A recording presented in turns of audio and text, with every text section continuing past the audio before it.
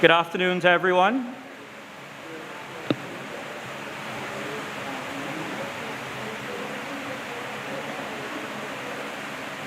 I'd like to welcome you to the Reginald Lewis Auditorium of the Princess Margaret School, and also I'd like to welcome those joining us by the online meeting platform for the second in the series of town hall meetings on vaccinations and testing. I am Brian Rees, the chairman of the National Advisory Committee on Occupational Safety and Health, and I will be your moderator this evening.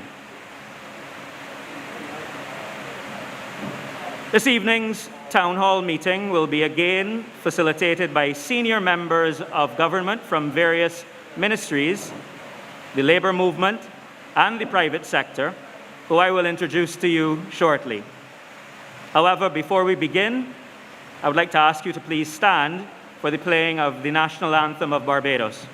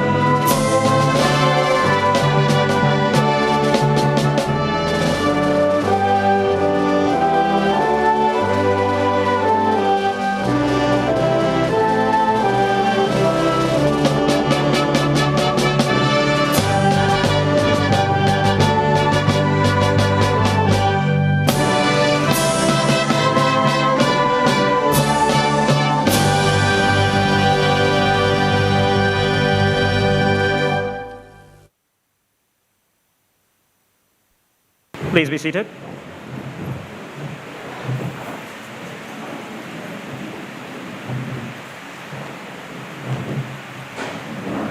Ladies and gentlemen, before we begin, I would wish to start this afternoon with a safety moment where we inform you of the evacuation procedure for the Reginald Lewis Hall.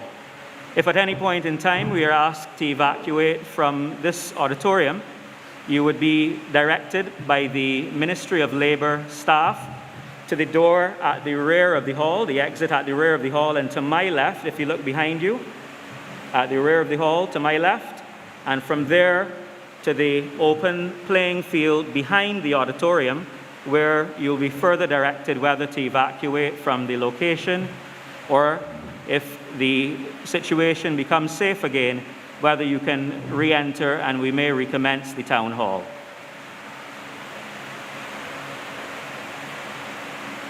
At the meeting of the Social Partnership on the 27th of July 2021, the Government of Barbados, the Labour Movement, and the private sector agreed to establish these opportunities in a town hall format for a discussion on the matter of vaccinations and testing. This is an opportunity not only for us as citizens of Barbados to ask those burning questions which will guide our personal decisions on the vaccine, but also, and importantly, it is an opportunity for us to share suggestions and ideas. It is a chance for us as Barbadians to show the world viewing us democracy and governance in or by inclusion in action. It is this style of problem solving as a community that is the basis of our well-ordered and disciplined society. Tonight, we are joined by senior members of the social partnership and also the technical staff of the various ministries, and I will in due course be introducing many of them. And as we all know, we are led this evening by our Prime Minister, the Honourable Cynthia Bradshaw MP.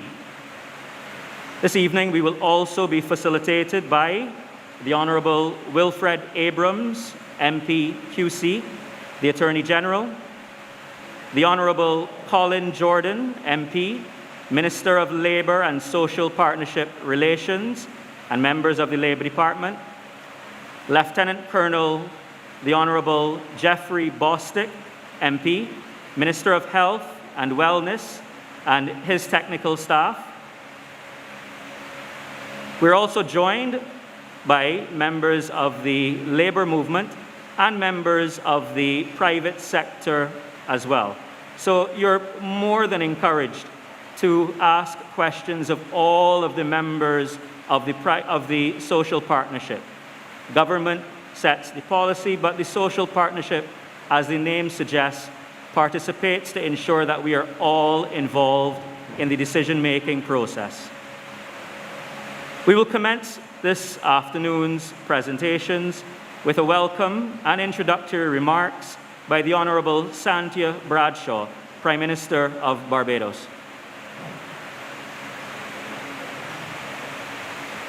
Good afternoon to ladies and gentlemen. Good afternoon to the online viewers. Thank you, moderator. Let me first of all welcome you to the Princess Margaret School. I'm pleased to be here, certainly as it is one of the educational institutions that falls under my substantive portfolio. And I want to, at the outset, indicate to you that we would all have wanted to be in the audience with you, but as you can appreciate, the way in which some of our schools are structured in terms of the school halls makes it sometimes a little difficult for us to have that type of engagement. So we've tried to make sure that we have as many spaces for the general public, because we know that there are some persons who want to come personally here this evening to be able to speak with us, and we also have facilitated the online environment as well. I would have said at the outset of these consultations that the social partnership at its last meeting would have indicated that the issue of vaccination and testing is so important to this country, and in terms of helping us to make a decision as to how we proceed, that it is important that we consult.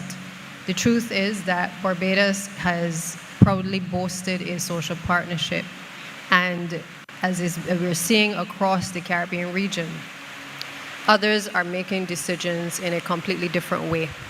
And I think that it is to our credit that we can engage in this type of forum, that we can allow all ideas to contend. There is really no right or no wrong, but in truth and in fact, this is an opportunity for you to share your views, for us to also have persons who are medically trained as well, and certainly persons from labor and the rest of the private sector to be able to answer some questions, but also to share their perspectives as well. As we've said before, this helps us to be able to make decisions in relation to vaccination and certainly in relation to testing.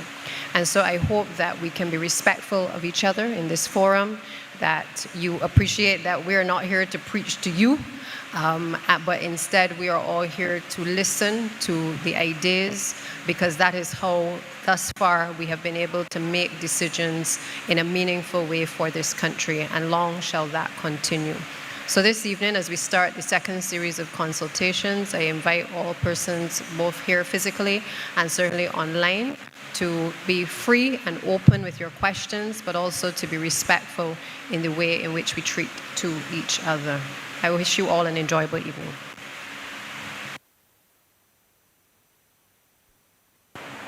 Thank you, Madam Prime Minister.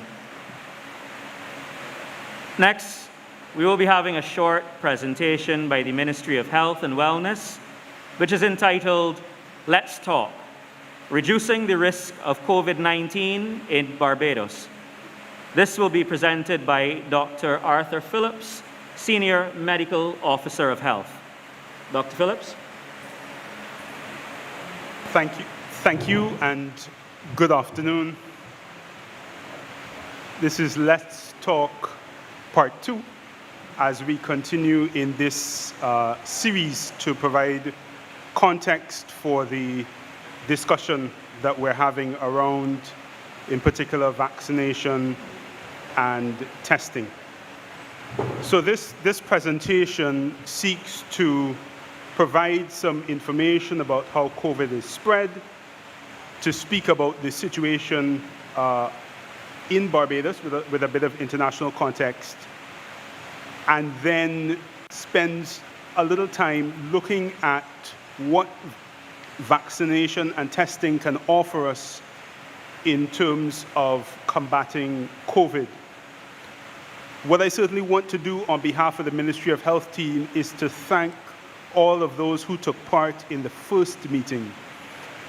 And the presentation has been adjusted to meet some of the specific informational needs that were expressed at that meeting. Of course, we have the challenge of balancing a short presentation with answering questions, but we will manage that, and I hope at the end you'll say that we managed it well. So, just as a reminder, COVID is something that we've been dealing with for a while now, not just internationally, not just far away, but in our region and in Barbados. And certainly, you can get a feel of what is happening around the world when you look at various sources. One of those credible sources that we tend to reference is the World Health Organization, and their daily dashboard pulls information from around the world and synthesizes that and presents it. And currently, we have over 203 million persons who've been infected, confirmed as infected, and more than 4.3 million deaths, unfortunately. Locally, we've had 4,496 cases and 48 deaths. If we look at these, the colors in the graph, you get a feel for what's been happening in terms of the cases, and this has been adjusted to cases per 100,000 population, expressed in a couple different ways, and then the green line are deaths per million population over 14 days. In short, what we're speaking about here, starting with the outbreak at the end of December, is that we have had peaks and troughs in terms of the cases in Barbados, and we are currently coming down, I would hope, from one of those peaks. Again, if we look at what's been happening in terms of the outbreak that began at the end of December, beginning of January, in terms of our positivity rate, which speaks to the percentage of the samples that are positive, that would have peaked in February, around mid-February, and has sort of come down.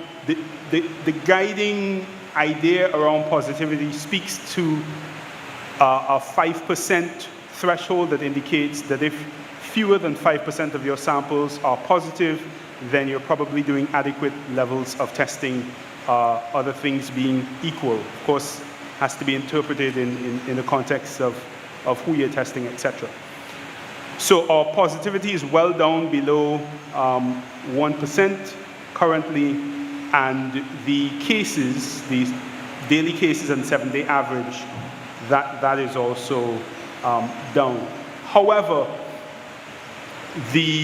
as we have seen around the world, and as we would have seen in our early models that predicted what would and did happen, our colleagues at the University of the West Indies have provided projections of what could happen if we were to have significant spread without appropriate measures, and then even if we were to have appropriate measures, the numbers of cases that we would have, which we are sharing there in terms of modeling an alpha outbreak alpha variant outbreak, and modeling an outbreak where we have a mixture of alpha and delta.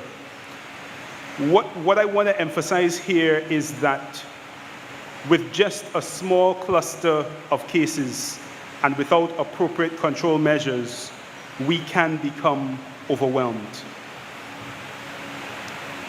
Now, COVID is no respecter of persons. When you think of COVID, you can think of any race, any age, anyone can be affected by COVID. And not only can anyone be affected or infected, but anyone can experience negative outcomes. Yes, there are particular groups that are at risk for, or more at risk for severe illness, but anyone can be infected and anyone can experience negative outcomes. Those who are most at risk for exposure to COVID would be those who are in frequent contact with individuals who are ill and those who are in frequent contact with persons who are coming from places where there are high levels of cases. The risk factors that have been documented internationally, and we have also seen in our local context, with the exception of pregnancy, these risk factors significantly increase the risk. Pregnancy, there's a star because there's emerging evidence to suggest that COVID in pregnancy may increase the risk of pregnancy-induced hypertension, and it may increase the risk of stillbirths. But what we want to emphasize here is that given the makeup of Barbados, given our aging population, given our high level of non-communicable diseases, the spread of COVID in our population can result in significant negative consequences because we have a large proportion of our population are at risk for more severe illness and negative outcomes. Now, there are a variety of measures that we've been talking about as we talk about controlling COVID. And on the next slide, I'll talk about them in terms of nets or layers. But we continue to emphasize because these measures work best together. The more measures we have in place, the more likely we are to be successful at an individual level and at a community level in reducing our risk of COVID and its complications. So here is the concept of cheese. Maybe nets might be a more contextually appropriate way of presenting this, but the idea is that each layer, no layer is perfect, no layer is a silver bullet in terms of shutting down COVID. And our best chance is by deploying all of the measures, the personal measures, the community measures, all of these measures, whether we're talking about physical distancing and masking, or whether we're talking about vaccines and messaging and quarantine and isolation, all of these measures together give us our best chance of controlling COVID. Now, vaccination is something that we are familiar with, something that we have a history with. The Caribbean has done well as part of the Americas region and on its own in terms of using vaccination to control illness. And we were able to eliminate polio, we were able to be declared free of measles and rubella.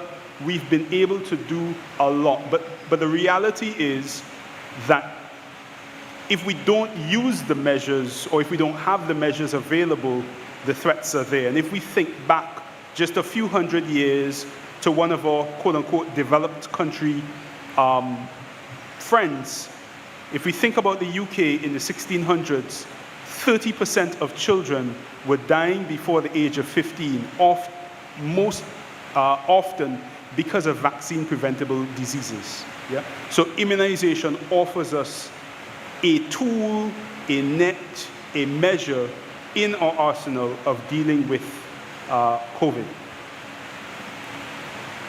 One of the topics that tends to come up when we talk about the vaccines being available and being safe and effective is the idea of how were they approved so quickly and what is this business of an emergency use authorization or similar terms used by other regulatory authorities, like an emergency use license.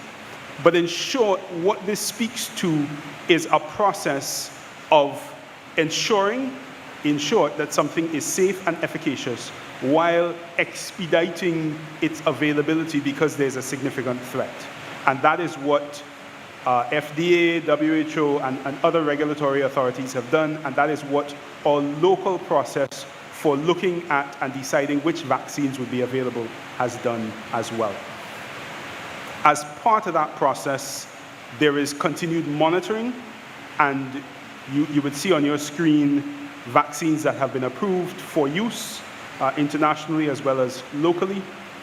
And locally, we have a mechanism that helps us to monitor what is happening in terms of the safety of the vaccination so that we can be assured and we can assure others that what we are doing is working in the way that we expect and intend. So the Adverse Event Surveillance Committee meets and it looks at submissions. These submissions may come in by various means: phone calls to the drug service, submissions through their forms, submissions through private practitioners, submissions through public physicians saying something has happened to someone who has had a vaccine, it may be related, here's what happened, here's the information. And that committee reviews that information, and we are satisfied that out of over 180,000 doses administered in Barbados to date, we have only had 442 adverse reports, and of these, 3 were seen as being moderate to severe and potentially being connected to the vaccine. And this is similar to the sort of picture that is seen around the world. One of the things that is, I think, very important in relation to the COVID vaccine is that the reality is, in the relatively short space of time, more COVID vaccine has been administered than any other vaccine in the history of the world, because we're essentially offering and administering this vaccine around the world. So over 1 billion doses, 1.2 plus billion doses of this vaccine have been administered. So we have a lot of information about what happens when people get this vaccine. So we have information about safety. We also have information about how the vaccines work.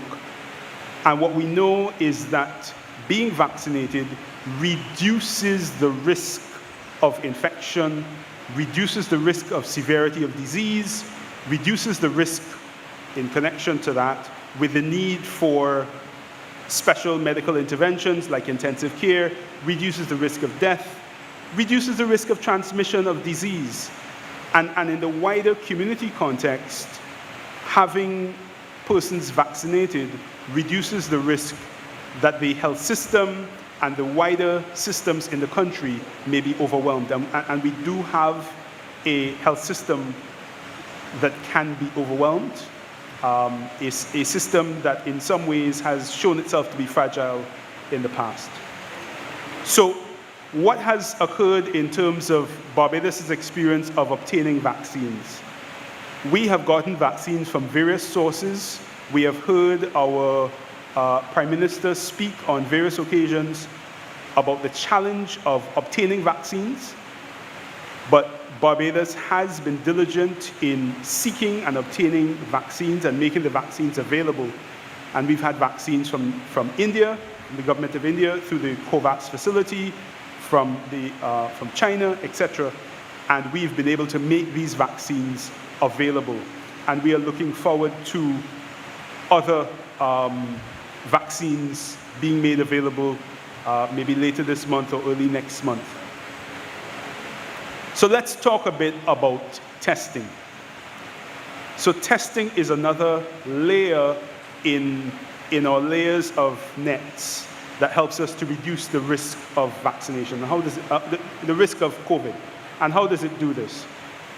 Testing can be offered in different ways or in different settings to different groups of persons for different reasons. So we may be looking at individuals who've been exposed to someone that we know is positive. So we're testing primary and secondary contacts.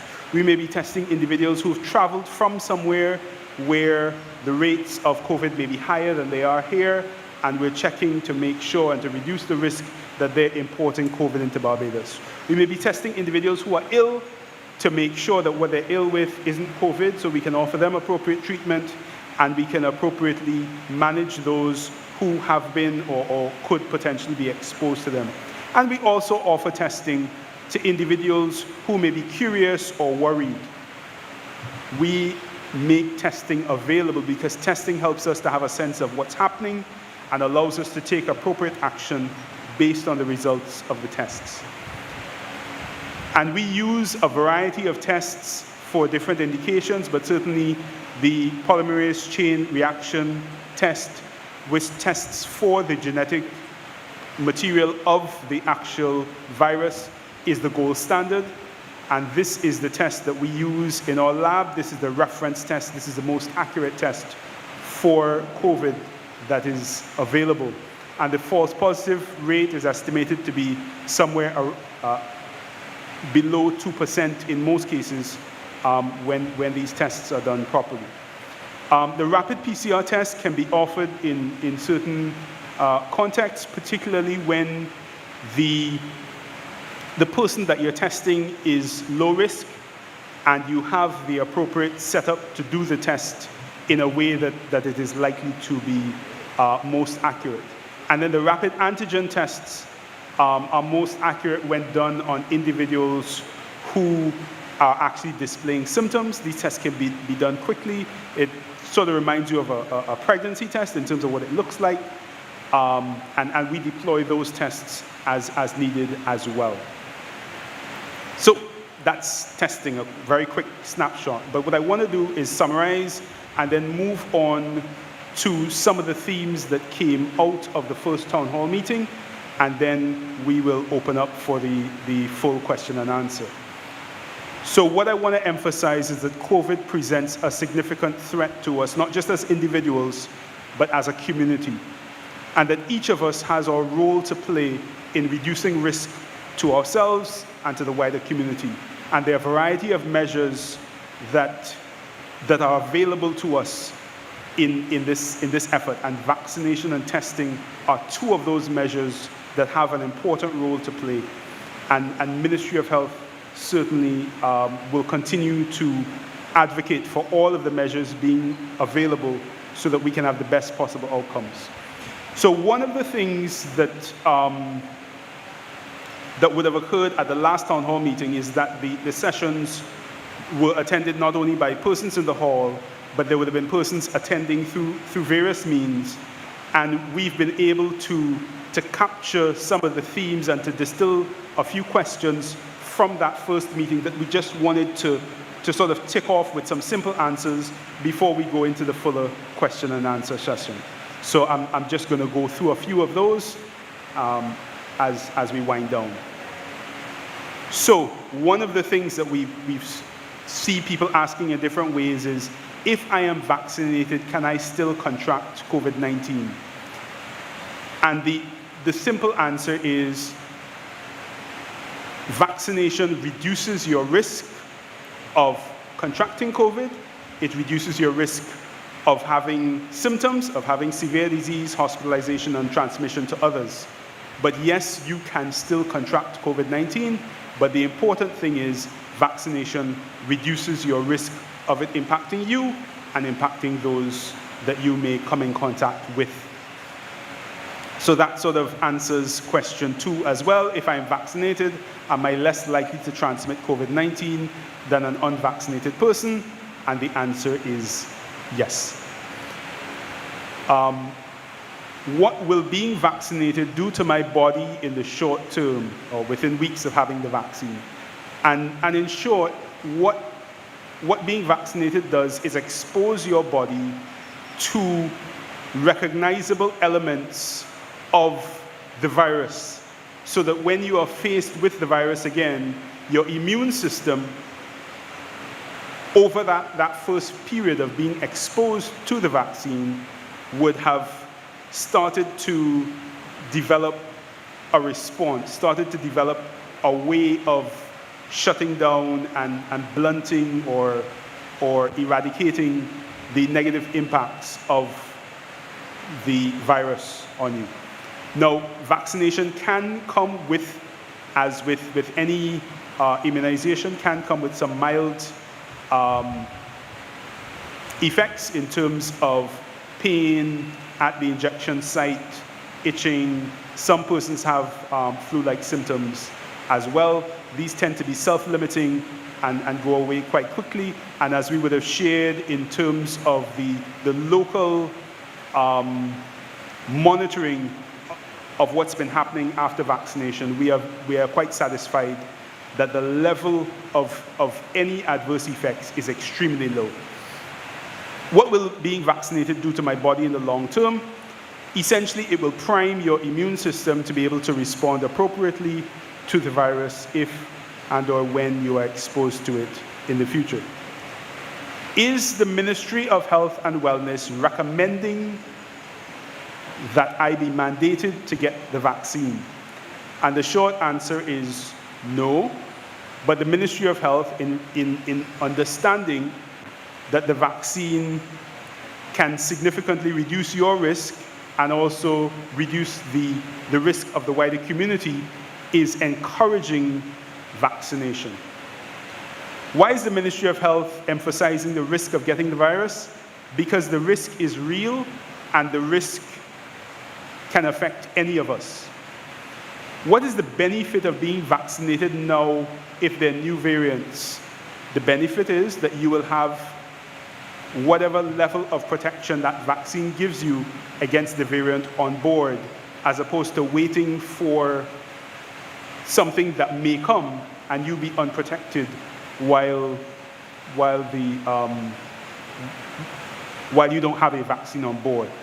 Question, what is a breakthrough infection? In short, a breakthrough infection is an infection that occurs in somebody who is vaccinated. And are PCR tests accurate? And as we would have mentioned, PCR tests are the gold standard, but as with any investigation, there is the potential for a small level of false positives, which would be what we're concerned with, or false negatives. And then, are all vaccines equally effective? And I would say all vaccines that are approved are useful in reducing your risk of COVID. Vaccines do have slightly different profiles in terms of their effectiveness against different variants, but all of the approved vaccines are effective. So that is what I wanted to share as an introduction, as a setting of the scene. And we thank you. We look forward to your questions. Thank you. Thank you very much, Dr. Phillips. Now, this decision to vaccinate, to test, the whole concept of the COVID-19 virus is a multifaceted and multidisciplinary matter at hand. But however, we still have to, I guess you could say, start with the health aspects. And therefore, we've brought with us today the senior technical team from the Ministry of Health to assist with some of those questions, though we expect the suggestions from you to be rather broad and all areas of this issue to be dealt with. So allow me, first of all, to introduce some of those members of the Ministry of Health who have joined us this afternoon. I would start with, to my right and next to Dr. Phillips, the Chief Medical Officer of Barbados, Dr. Kenneth George. We also have, after Dr. George, Mr. Alvin Hart, who is the coordinator of the quarantine facility for the Ministry of Health. We're joined to my left by Dr. Barry Ward, who is a medical officer of health, and to his left, Dr. Francine Bowman-Jones, who is also a medical officer as well of health. We have as well with us Dr. Linda Williams, and she represents the Barbados Association of Medical Practitioners as president. And along with Dr. Williams. Representing the Labour movement, we also have from C2SAB in the audience, Mr. Cedric Murrell, who is a past chairman of the Congress of Trade Unions and Staff Associations of Barbados. We also have with us Mr. Carl Leach from the Barbados Workers Union, who is the HR office manager. Joining them from the private sector agencies, we have Ms. Sheena Mears-Granville, the Executive Director of the Barbados Employers Confederation. So we have quite a number of persons here who are all willing and eager to engage with you and to hear your suggestions. Our duty really as a panel is first and foremost to listen, to receive from you, the public in attendance, and those who are viewing online, your suggestions and ideas on this topic. It is an opportunity for the social partnership to be guided by you. You are the people who benefit from this, and therefore we wish to be guided by you. The format that we will be taking this afternoon will be that we will have here in the auditorium a microphone, as was mentioned by the Prime Minister earlier. The space within which we are operating is rather tight. So there is only one microphone, and for that reason then I would ask that only one person stand at any time to provide, we actually have two microphones, I'm being told. So we'll have only two persons because of the tight nature of the space, only two persons standing at each of those microphones at any time.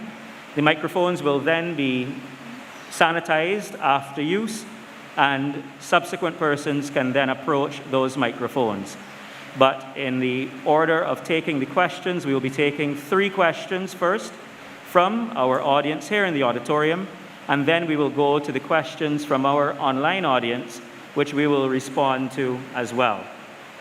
We ask that if you are seated, that you have your mask remaining on your face. If you do have to speak without the mask, you can do so when you have arrived at the microphone, but then you replace it to your face before you return to your seat.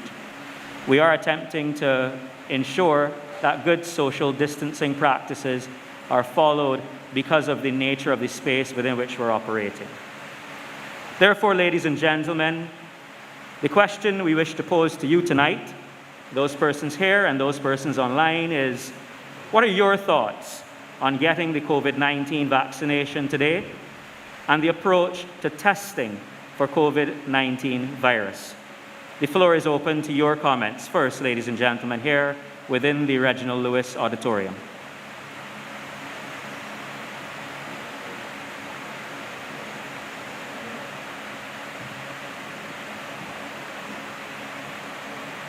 I do see some movement, so I'm pausing for that person to attend to the microphone. Good evening, everyone. Sorry, sir, would you mind if, and I should have stated this before, I apologize. I would ask all persons to please state their name for the record, so that if we do need to come back at any point to give you any follow-up answers, we can do that as well. I'm sorry to cross you, sir. You preempted me because that's what I'm going to do now. My name is Winston Clark. I'm from the Barbados Concerned Citizens and the Steering Committee. I will have heard Dr. Phillips speaking about the vaccines. I would like to ask Dr. Phillips, in his opinion, what is a vaccine? From my understanding, a vaccine is a biological preparation which immunizes a person against an infectious disease. From what we are seeing, this serum does not do that. Could you please extrapolate on this for me, please? Okay, thanks for your comments and for your question. I'm assuming that you are positioning the question around the speed with which the vaccine has come to market. So if that is the case, I think I would have made the point in relation to the fact that we have more safety information more safety and efficacy information in relation to these COVID-19 vaccines that we've had on any vaccines in our history. But if you want to rephrase the question, I understand you to be saying it's not a vaccine. I'm not quite sure I understand. Allow me to be candid. It does not fit its job description. I've had vaccines. I'm not anti-vaccine. I've had vaccines coming up as a child, and all of them have immunized me. Whether there were periods within history, human history, as you so said, whereby some vaccines would not have fit their efficacy rate. This serum that you call a vaccine has failed miserably. I want to compare to Gibraltar, which is the most vaccinated country in the world with almost 100% vaccination, and actually now has the highest rate of COVID in the world. Could you explain to me what we in Barbados are calling a vaccine?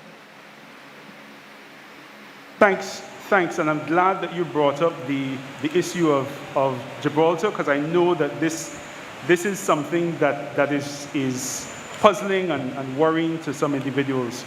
But in short, what we're seeing, not only in Gibraltar, but in a couple other countries that have relatively high levels of vaccination, but that have been having outbreaks of COVID, is a mixture of a couple things. One, they've prematurely relaxed their other control measures. I would have made the point earlier that controlling COVID requires a number of layers. Vaccination is one layer. Two, they were faced with high levels of the variant, and they were using vaccines that were not the most efficacious. And those things coming together has resulted in outbreaks. But what you will see if you look closer at the situation, not just in Gibraltar, but in other countries that have relatively high levels of vaccination but have been having outbreaks, is that two things. One, most of the cases are in unvaccinated persons, and two, the severe illness is mostly in unvaccinated persons. But I just told you that they had the highest cases of almost 100%. So who will be the unvaccinated? I for a fact know that Rochelle Walensky, the head of the Center for Disease Control, has stated that vaccinated people are the ones who are right now more prevalent, so to speak, in infected. I have it here. It's here. I have it here. She said it. Sorry, Mr. Clark and Dr. Phillips, Sorry. I believe that Dr. Williams may want to also engage on this conversation as well. Good evening, Mr. Clark, and I thank you for your excellent question.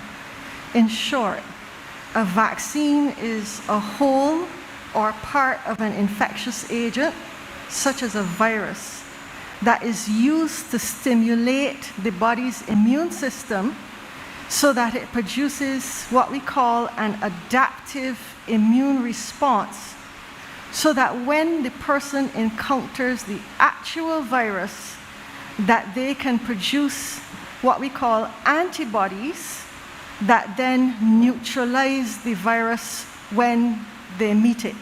So your body has within it the ability to produce antibodies from certain cells, and these are neutralizing particles.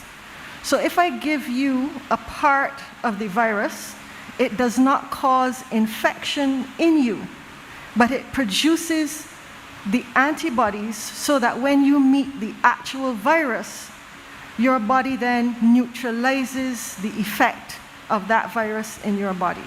So a vaccine is a part or a killed whole virus that then stimulates what we call an adaptive immune response.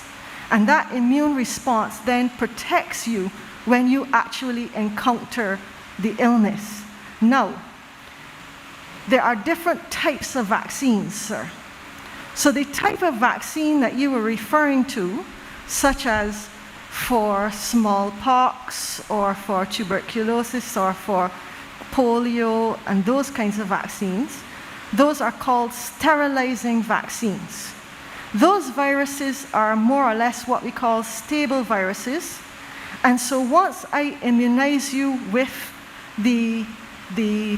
either the killed whole virus or a part of that virus, once I immunize you, then when you encounter those diseases, your body produces a vigorous adaptive immune response and you do not get sick. And that's the type of vaccine you are referring to. However, there are different types of vaccines. So there are non-sterilizing vaccines as well. And an example of this, sir, would be the flu vaccine. So as you know, especially with respiratory viruses, these viruses tend to change and they vary from year to year. They actually go through a process of what we call mutation because they reproduce so quickly. Scientists can even predict the pattern in which the flu virus will mutate from year to year. And based on those predictions, they make a vaccine for each year that is in the predictive pattern. So for respiratory viruses, such as flu viruses, such as SARS viruses, those viruses tend to not be as stable, and their rate of reproduction and mutation is much faster than other diseases. So you have to keep adapting and adjusting the vaccine. Now, the vaccine in these non-sterilizing vaccines does not prevent you necessarily from getting infected, but it prevents you from having the negative outcomes, the pneumonia and the hospitalization and even death. So the purpose of these vaccines is different from the purpose of, say, a smallpox vaccine or a measles vaccine, etc. But both are vaccines. They just have a different purpose. One prevents you from getting infected and becoming overwhelmed by the disease, and the other one prevents you from getting the infection and passing it on. So there are two different types of vaccine, and you can't necessarily say because it is not like that type of vaccine that it is not a vaccine. So the SARS-CoV-2 vaccines are respiratory vaccines. The rate of change of the virus is so quick that you have to develop a vaccine that then you can modify and give booster doses for as time changes. So that's the answer, sir, that I think you're looking for, what a vaccine is. I thank you very kindly for your definition, even though it opposes what the Webster's and the Collins and the other dictionaries have said, but I thank you for your narrative. You're welcome, sir. Thank you very much, Mr. Clark. Is there another question from the floor?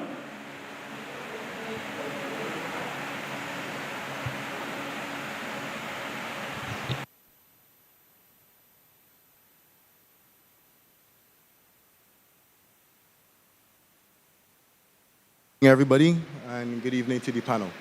My name is Peter Giddens, and I have a couple of questions that I'd like to ask.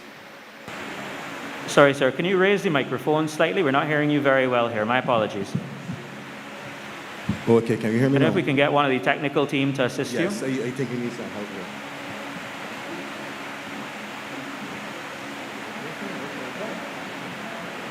Can you hold the mic?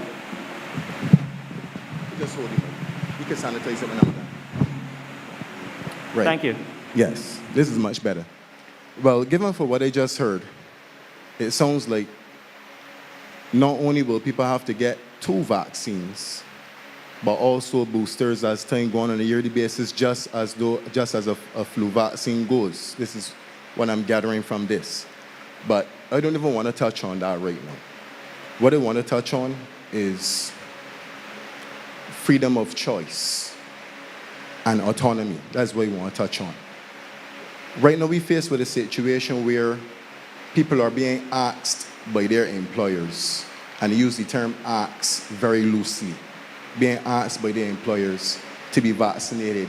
And if failing that, be PCR tested every 2 weeks, 72 hours before the next shift.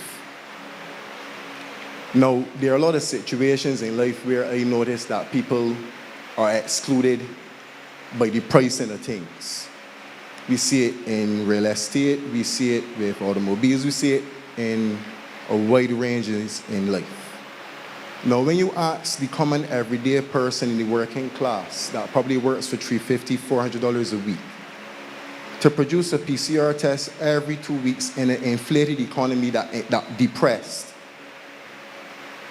knowing that people are educated and learned individuals, you must know what you are asking that individual. But I want to touch on the legal aspect of it.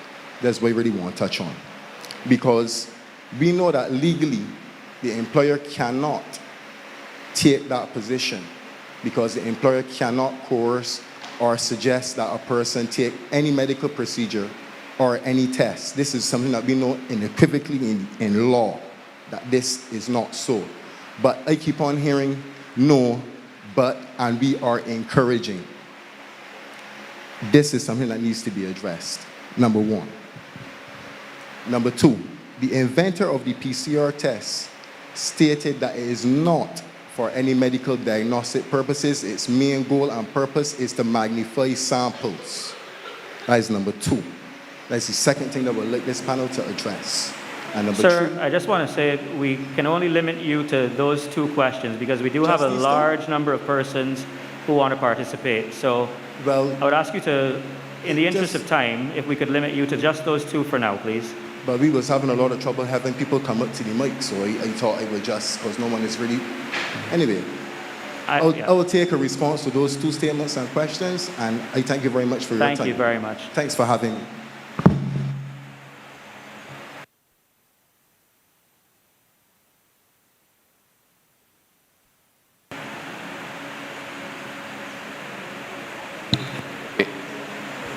Let me deal with the first one that you were speaking about that addresses the law. The reality is that we are trying to apply existing legislation, pre-COVID legislation, to a COVID or post-COVID situation. Many of the laws now did not contemplate a situation such as this. This is an evolving, dynamic situation that, you know what, coming out of this, there may be new laws coming out of this, there might be legal perspectives. And somebody once said, or somebody said recently, that the fastest way to determine this is to put it in a court and let the judges decide. But what we are doing here is we are taking all of the concerns that are voiced here today, we are taking all of the questions, we're taking all of the interventions, and we are looking at all of them, then trying to balance the interests of the ordinary person with the interests of business, with the interests of health, with the interests of the rest of Barbados. So what we end up with might not be a strict legal position. Let's say the law says this is actually the position. It does not mean that we have to take that, you know. If we come up or we discuss and arrive at a solution that is acceptable to most, then we can, by agreement, proceed down that route. Because, quite frankly, your lawyer might look at a law and say, this is what applies. My lawyer might look at the exact same law and say something else. That's why people get opinions. Opinions help to inform a discussion. Right now, we are trying to accommodate and hear all the views so that we can come up, if possible, with an agreed position or position agreed by the majority of Barbados as to how we proceed in what is a dynamic and evolving situation. Right now, there are no right answers to this. We are trying to find a way forward. And there are some comments that you made in there that have been noted, and I think that will help us significantly in framing what it is that we do, especially with respect to your concern about the cost of the vaccines and whether or not it is really an acceptable option if the person can't afford it. These are things that we want to hear. These are things that we are noting, and these are things that will help us to inform the policy that comes out of this. So thank you for that part of it. For the medical part, I'm going to turn it over to the medical experts. Good afternoon, and thanks everyone for allowing me to make a comment. The PCR test, we all have what we describe as DNA. DNA is extremely unique to each of us.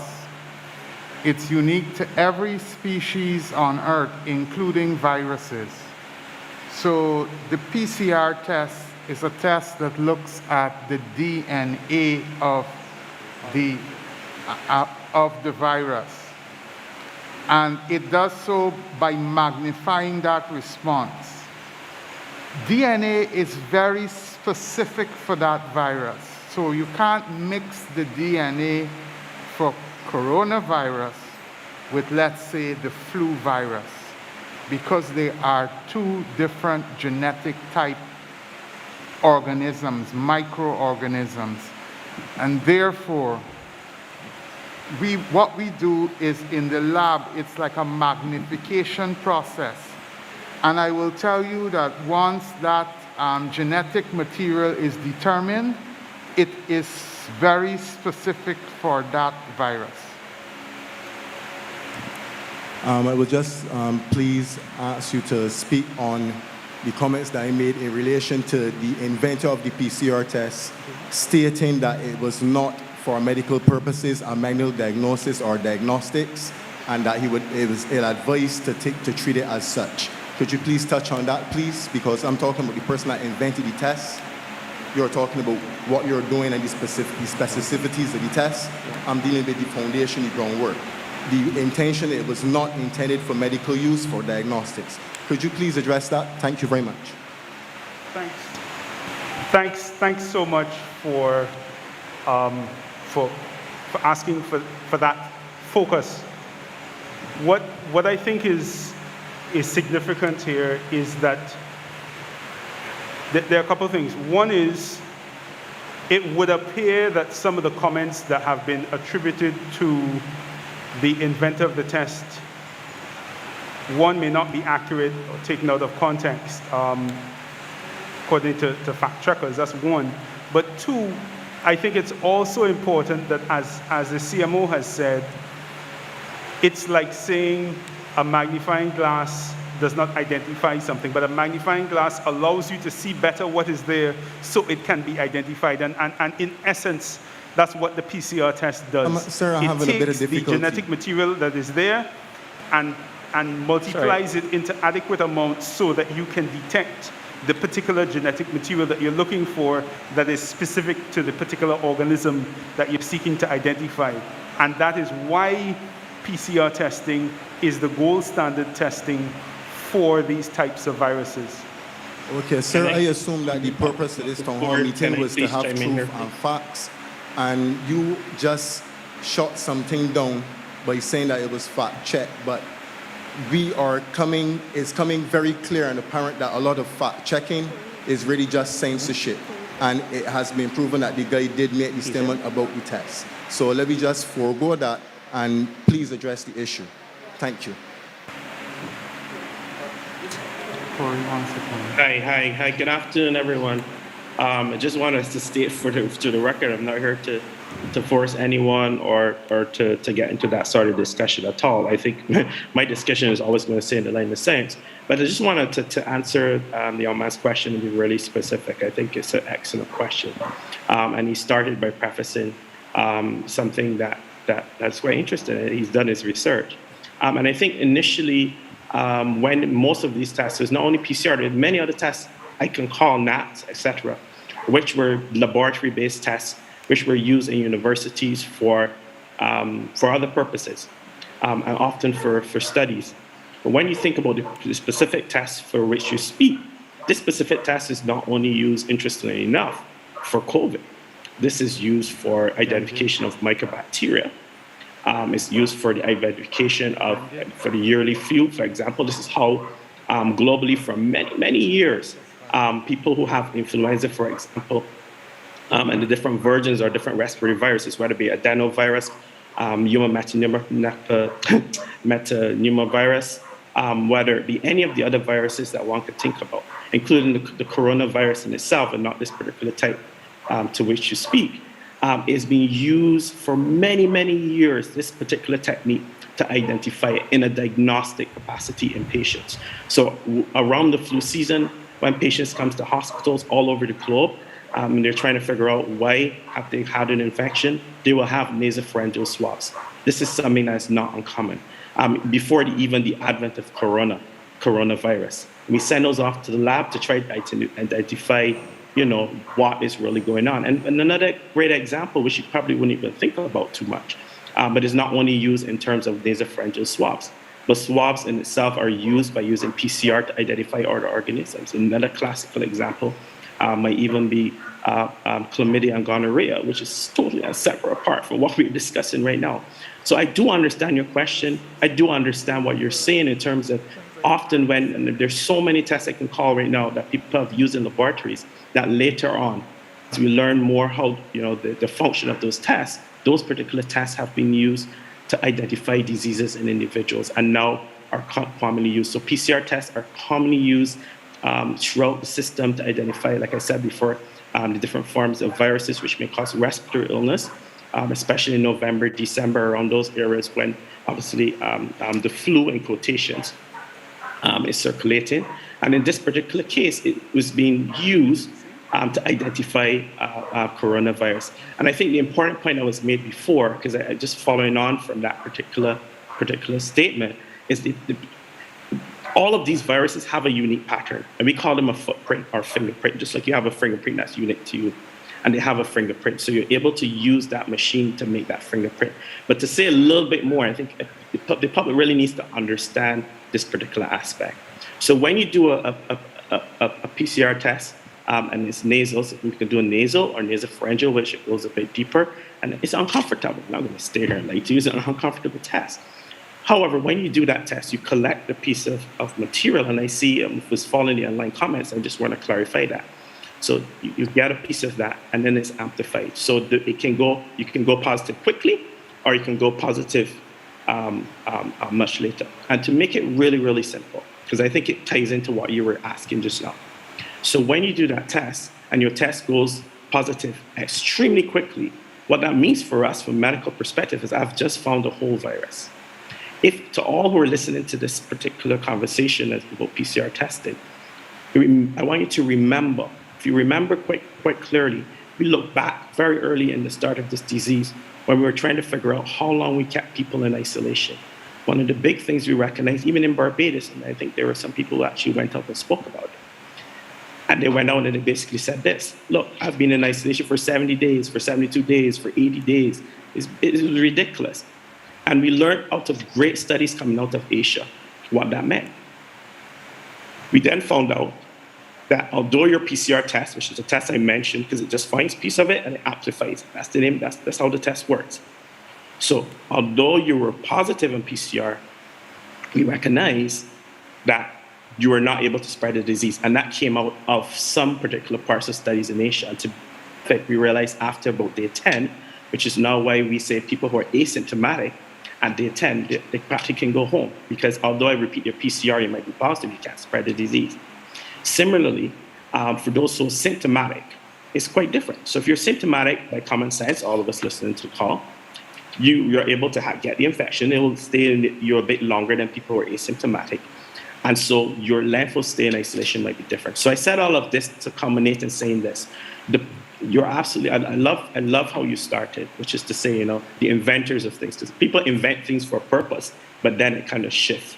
I mean, it's not the only test. I can call a nice few tests that people have started or invented for a purpose in the laboratory, where they're doing scientific evaluation, and then they've gone back to do otherwise. So I think it's a great question. And these are the sort of questions that are welcome.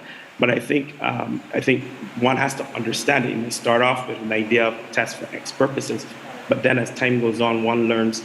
And the PCR test is not something that's unique. I mean, I really want to get this across to you. It's not unique to COVID-19. This is a test that's being used.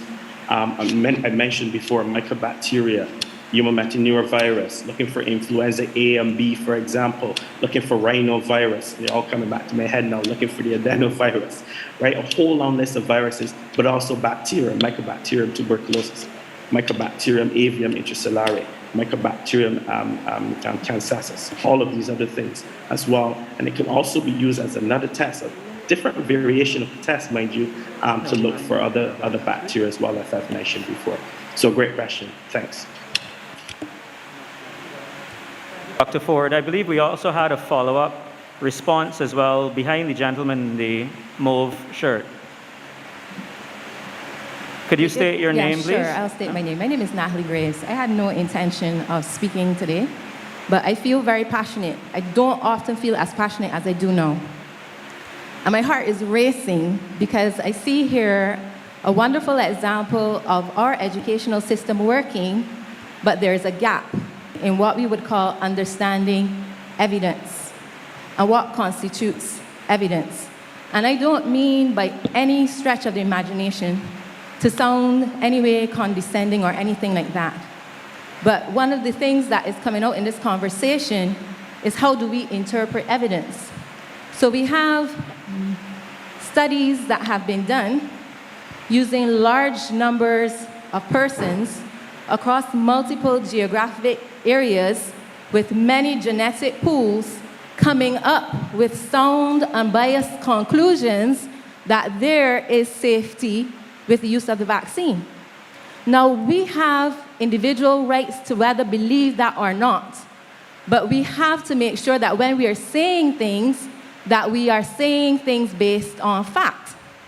So I challenge anybody listening to me right now to go to Google, put in these words: COVID, vaccine, transmission, reduction, and then look for something called a systematic review, which is the highest quality of scientific evidence. Even what we are doing here, as passionate as we may sound, and how we may hold our cell phones in our hands and say things that you could go to Snopes.com and find out that they're a myth, you cannot take what a panel says. You cannot take what one single case study says. You have to go to the highest level of academic science, which speaks to systematic reviews, which is pooling of all of the available evidence on a particular topic. And then you take that systematic review, and if there are many similarities between them, you come up with something called a meta-analysis. And I'm saying this because primary school was free, secondary school was free, tertiary education was free, PhD was free because of this government. And this in terms of our system of government. And we can look this stuff up and not have to think about somebody says X or Y or Z. So to the persons who are listening, look it up. Now, the Ministry of Health, when they made their presentation just now, you would have seen lots of small numbers at the tops of some statements. Those mean that those are references. And I want to challenge the Ministry of Health to share those references with the Barbadian public. Thank you, ma'am. Ma'am, I see you in the white. We just want to sanitize the microphone first before you use it. And in the meantime, I'm going to repeat the statement made just now. COVID, vaccine, transmission, reduction, a systematic review. I think PAHO has quite a lot of information as well as the WHO. And like the speaker just now, I want to challenge Barbados to review that information at the PAHO website, paho.org, I believe it is. If I'm wrong, please correct me. But paho.org and the WHO website. Ma'am? Hello there, good evening. May I? Good evening, my name is Valerie Suzette Jean-Marie. I'm Bayesian by descent, so I speak for those who are outside of Barbados who are Bayesians. I'm also the co-founder of the steering committee and the founder of the Barbados Independent Complaints Register. There's a few things that have been said before that I'm not going to discuss now that concern me. One of them was with regards to legislation and how we change legislation. I think as a paralegal, that concerned me, how you were saying that we could just change legislation, but that's another discussion. But what my question... Excuse me, ma'am. Can you just try to speak a little bit more clearly? We're having real trouble hearing you up here. Apologies. Okay.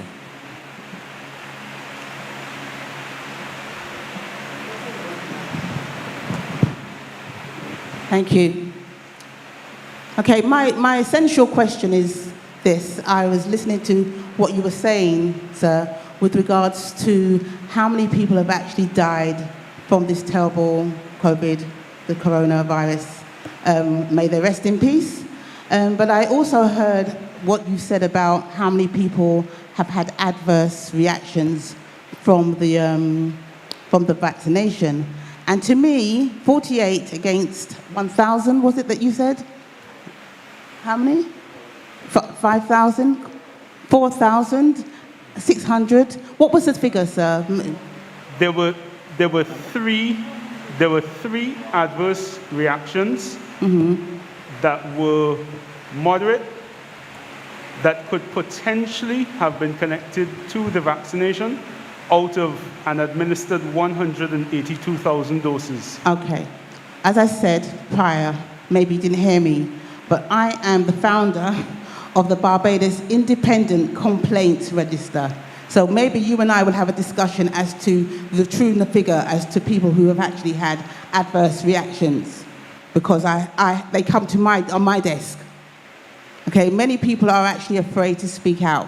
Okay, so if you say it's 3, I will accept 3, but my figures show slightly different. 1,000 people had some kind of reaction to the... Help me with the figures that you're giving, please.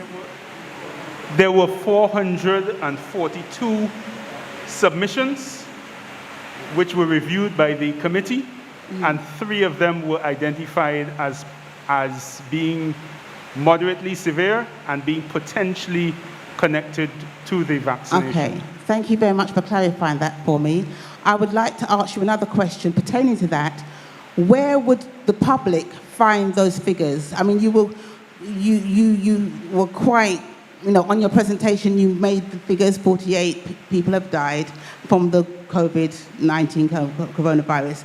Where would we find the figures of how many people have had adverse, whether it's mild or whether it's serious? Where would we find that information? And when would it be published in a newspaper or in a journal or the Gazette? Or when would the public get to know, or do we have to ask? How does it work?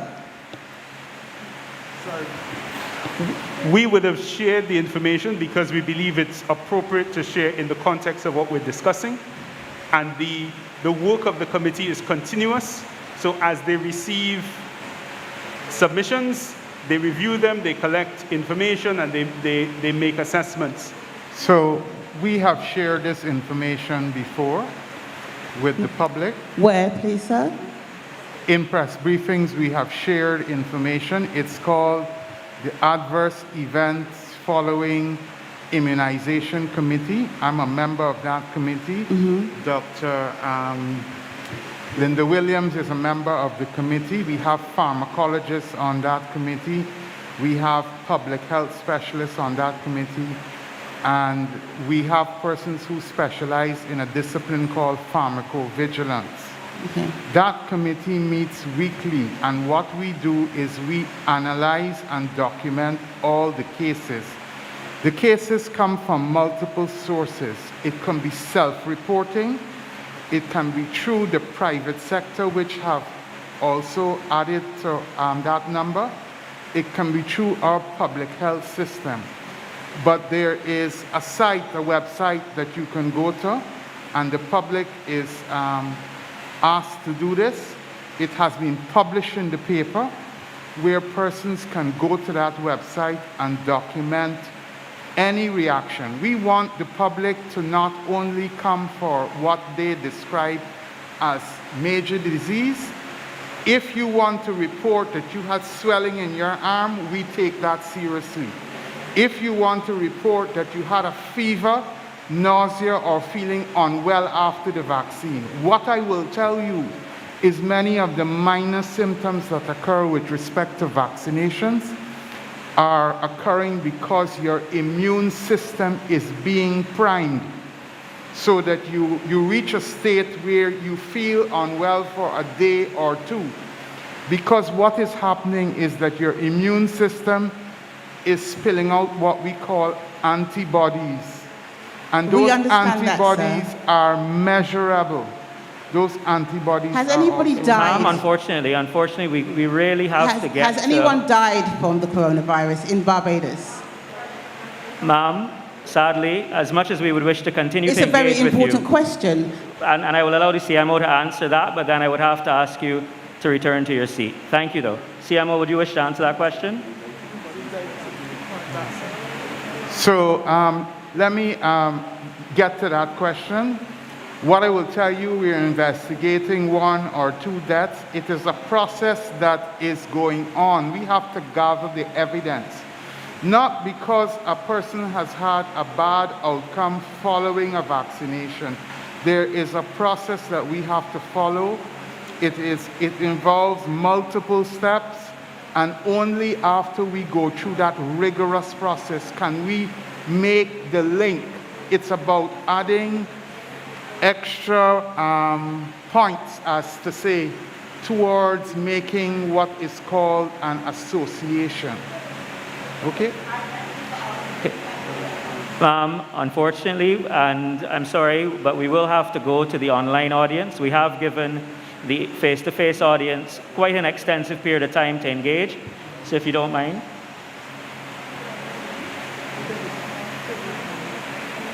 We have one question here coming from the online audience. When are you getting rid of the mask mandate? They are ineffective and discriminatory to those exempt.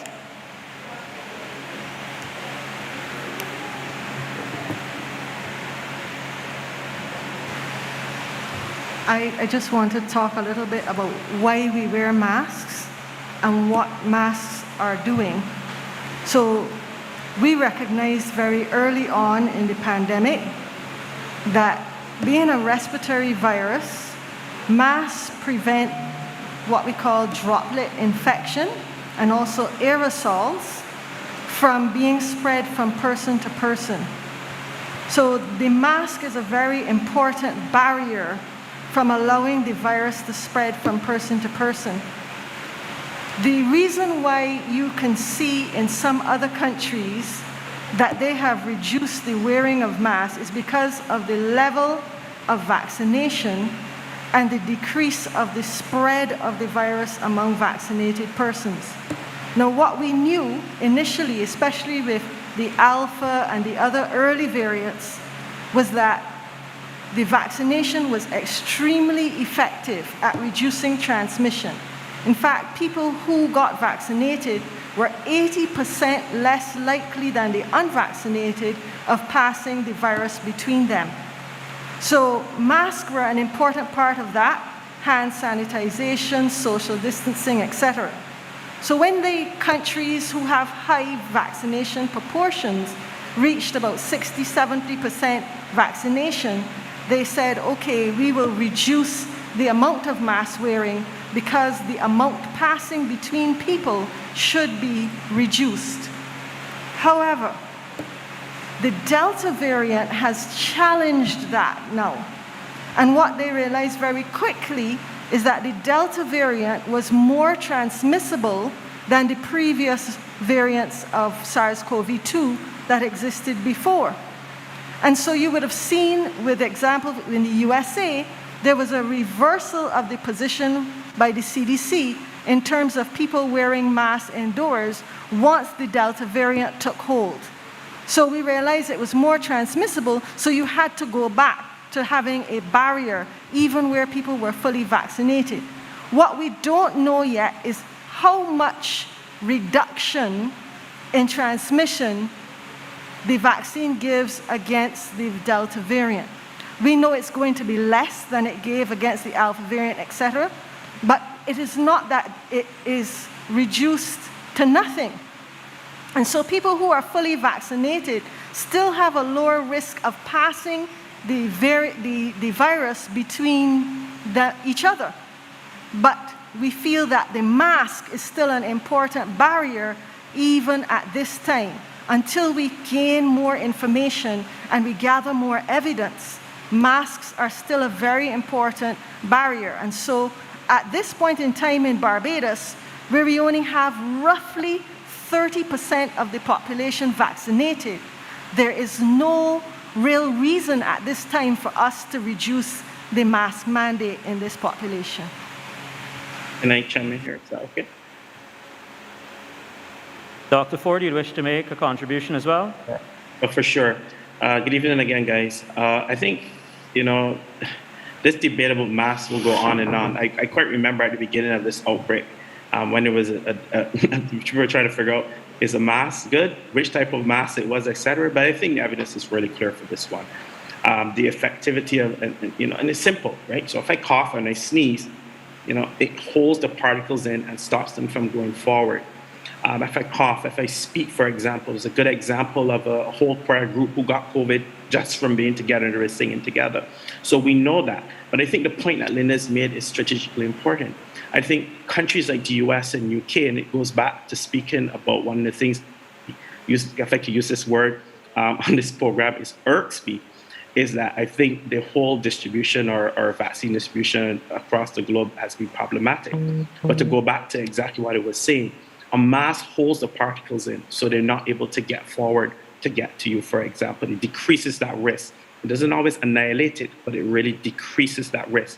If I add a face shield to that now, for example, it further eliminates the risk. This is something that we well know. But to take you back, because I think the advent of COVID has made us often forgot about things. If you ever went to Southeast Asia, you didn't even have to go to Southeast Asia. Take a train in Canada, take a train in the UK, and you'll see many of the Asians, for example, often wear masks. And they had that concept of wearing masks because they have often very rigid and vigorous flu seasons where people actually die. And that in itself, even before COVID, is a great example of the effectivity of masks in stopping the spread of things which are spread by what we call aerosols, which are very small particles, but often by droplets, which are bigger particles. So I think the evidence for this one is clear, not only from COVID. If we go back and talk about what I just said before, the evidence streams all the way back in history to influenza and all the other respiratory illnesses. And I think the point that really needs to be brought home here is that countries like the US, for example, CDC, and may I sit on some of these panels, and the problem in many of these countries when they made those decisions, they made them based on the fact that they had vaccinated a large percent of their population. And this is exactly the point. You vaccinate a large percent of your population and you think you're okay and you move along, but you have to consider those who are not vaccinated and the challenges that will come where that is concerned. And I heard a point that was made on here just now, which is absolutely true. And I think we don't need to hide the facts, right? I think, if someone makes a brilliant point, you say they made a brilliant point. And that brilliant point is, and I saw it on the write-up in the chat group, and they're correct, right? They're correct. They're absolutely correct. People who we now know with the Delta variant, who get the Delta variant, can still spread the virus. This is unlike the other variants which Dr. Williams mentioned before.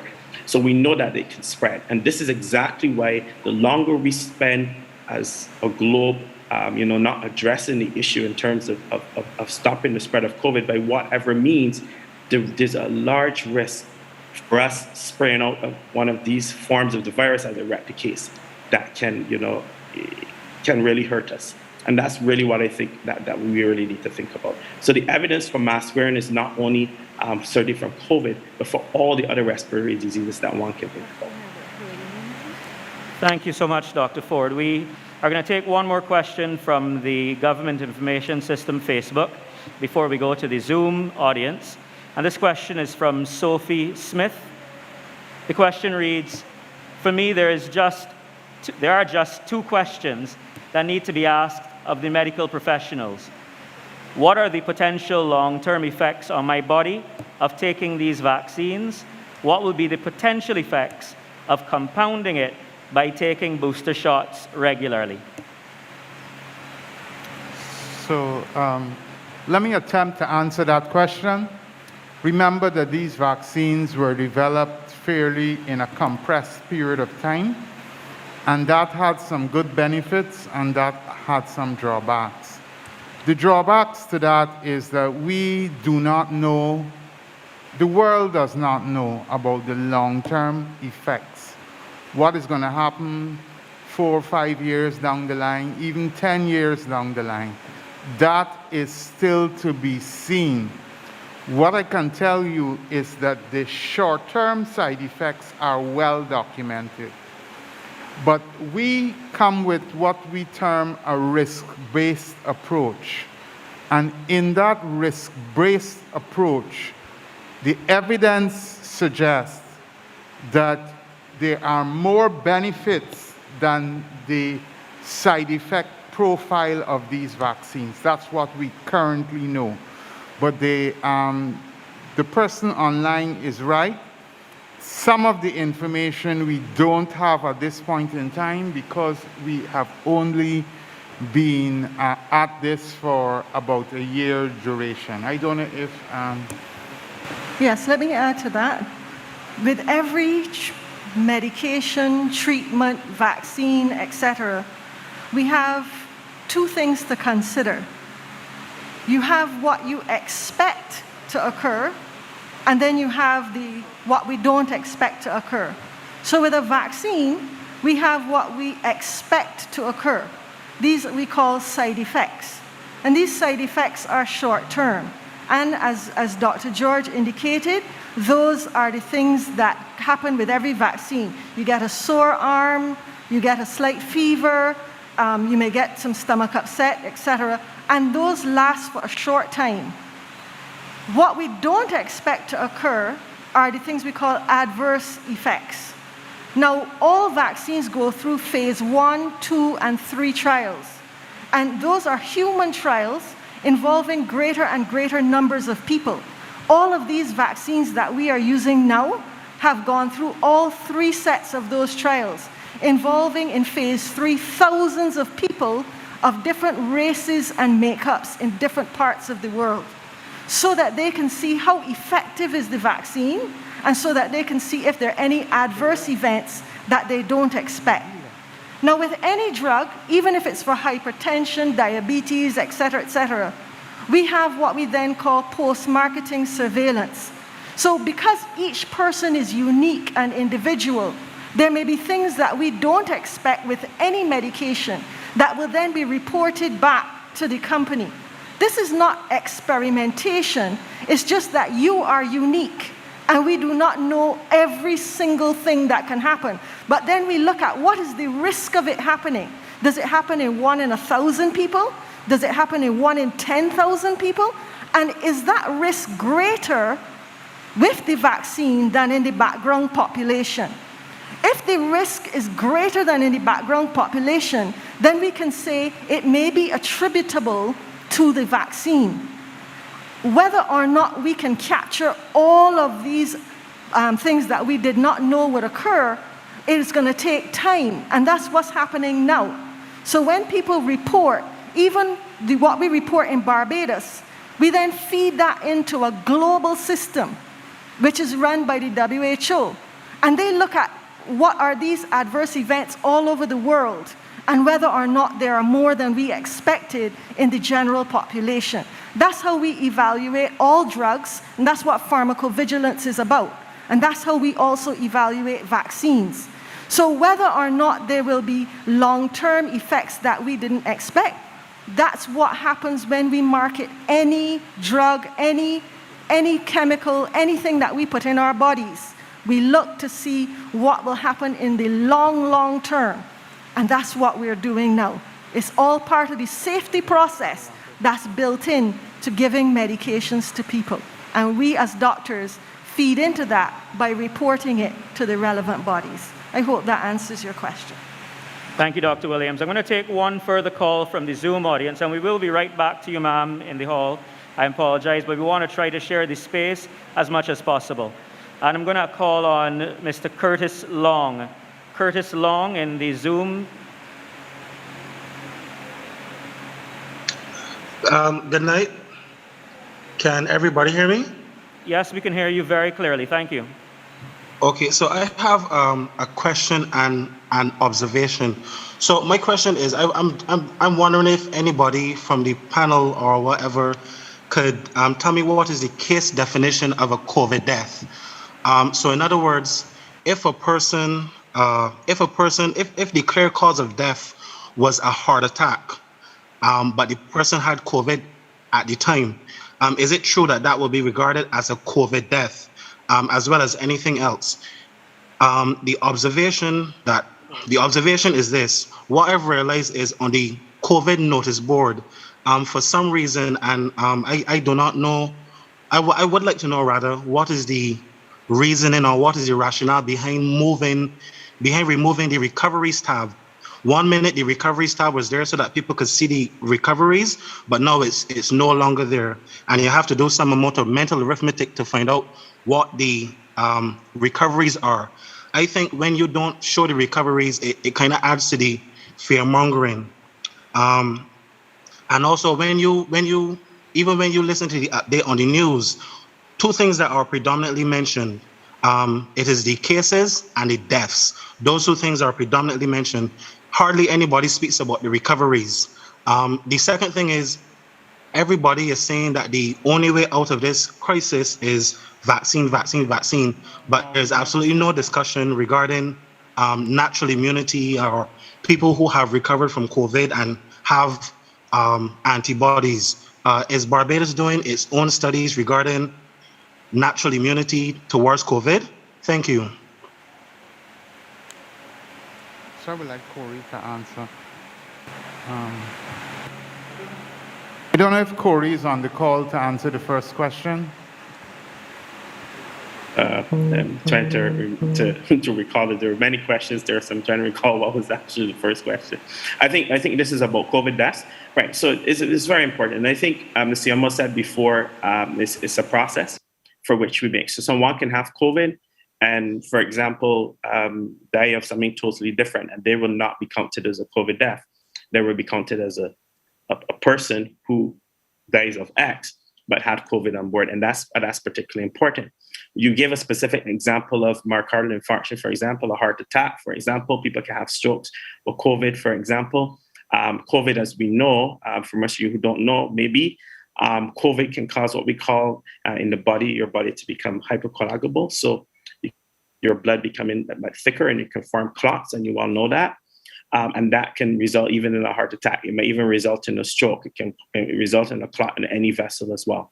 So that is something that we will call that then a COVID-related death because of the association with clots and COVID. More commonly, you'll get clots in the lung, for example, and that's called a pulmonary embolization when the persons are obviously not able to breathe. So that's really how we really assign those particular aspects. I don't think there is another part of the question for me to answer at this particular point. I believe if there is, I will chime in. So Corey, the other question was with natural immunity. Right. So that's that. I think the guys today are giving some really good questions. So natural immunity. This is an ongoing discussion globally. So do people who have natural immunity require another vaccine? For example, if you had COVID before, do you require a vaccine? Some areas of the world have already made that decision to say, yes, we're going to give you one shot only. Some areas have said two, because it's ongoing. We are still yet a year and a half into this. So we're learning a lot. What it would say is, what we know now is that, and this is very important, I heard it being thrown around a lot, having antibodies does not equate to protectivity. And this is very important. I think it's often a misinterpretation. So because you have antibodies does not necessarily mean that you are perfectly protected. In fact, it's the amount or level of the antibodies that will help incur that protection. So I think many of the studies which have come out more recently have chimed into this, and they've basically said, look, and they give the good example. I hate to say the word vaccine, because everybody hates that word, but it gives a good example of if you have the first vaccine on a brilliant study that just came out of Israel. If you have the first vaccine, you're only about 33% protected, even against the Delta variant, which was circulating there. Now, if you have the second vaccine, it's about 66% protective, and that's the lower range in terms of studies we have right now, 60%, but you're about 93% protected from ending up in hospital in the ICU. So that's a very important point. And to go back exactly to what the question was, most countries have decided, based on a response to the initial the initial vaccine and then antibody production, that yes, benefit, because what you do is further boost your immune response. So we believe that those individuals are actually probably even going to be, it's a good question by the young man, right? They're even probably going to be better in terms of responding to any of these variants you see thrown around right now. I think there is a belief that that could be so at this particular point. And that's as much as I can say it. I always say I'm a very honest fella. That's as much as we know at this point. I can't really say much more than that at this point, but great question. Thanks. So while natural immunity is certainly established, there is a drawback because unfortunately, if you're going to go that route, persons will die. That is the issue, that persons will die. If you wait on populations to develop natural immunity, your death rate will soar. And if vaccines were a method to stop persons from dying, that's what we're trying to get through to the public. Professor George, can I please give me an opportunity to chime in here? I really have to say this. Sorry, I missed that point. That's probably the most important point of the whole program, which is simply this. Look, countries have tried it, right? It's been tried and tested in the UK. There was almost an attempt. Just let things go and see what happens. And the problem I think people often miss, and again, this has nothing to do with vaccine. I'm not telling you, you mandatory vaccines. I'm not telling you I'm following the science, right? And countries have recognized very simply this one fact, right? We can if you try that, you will in Barbados, you will overwhelm your healthcare system. The UK overwhelmed their healthcare system. The US overwhelmed their healthcare system. If you remember the very early part of the outbreak in Italy, it was devastating for their healthcare system. They have like thousands of doctors more than us, thousands of ventilators more than us, and they really, and that's the crux of the matter. If you go for natural immunity, it means you're basically sacrificing people to death. And I think there's no one who's listening today that would like to end that or even have that discussion. And that's the key. If you say, okay, let it run rampant, you're basically saying, look, an unvaccinated population, for example, because the vaccine decreases your risk for hospitalization based on the study I just told you, you're basically opening up your country for disaster. And I keep saying, you have to look and see what's going on globally and don't make the same mistakes that they have made. Okay, Dr. Ford, I think that we have Mr. Hart here who wants to engage on this topic as well. I'll remind the audience that Mr. Hart is the manager of the quarantine facility for the Ministry of Health. Good evening, everyone. I just want to weigh in on the last part of the question. Sorry, Mr. Hart, could you go a little closer to the microphone, please? We're not hearing you very clearly. Right, so I just want to weigh in on the last part of the question that was asked by the caller when he stated, is it all about vaccines? But we have been pretty successful in Barbados by looking at all the components and all the measures to reduce and control the spread of COVID-19. Our focus for the first year could not have been on vaccines because we had no vaccines. But our focus was on all the things such as all the infection control measures that Dr. Williams spoke about earlier, mask wearing, good hygiene practices.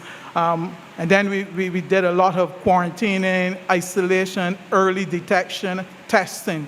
And those measures have brought us to the point where we are. Vaccines is another component, is another weapon to this arsenal. Because someone asked earlier, are we going to stop mask wearing? No, it has worked for us. What we're doing is keep adding weapons to the arsenal to reduce and control the spread of COVID-19 in Barbados. Dr. Ford said if we depend on persons just getting immunity after having COVID, we might not have a Barbados.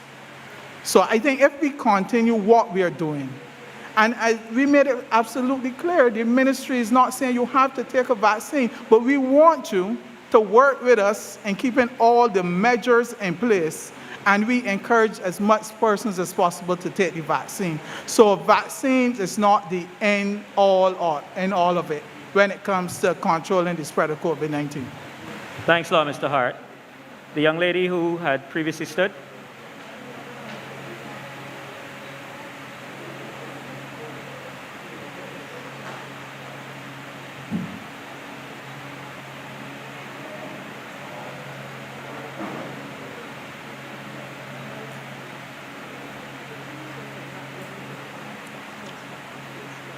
No, we're not.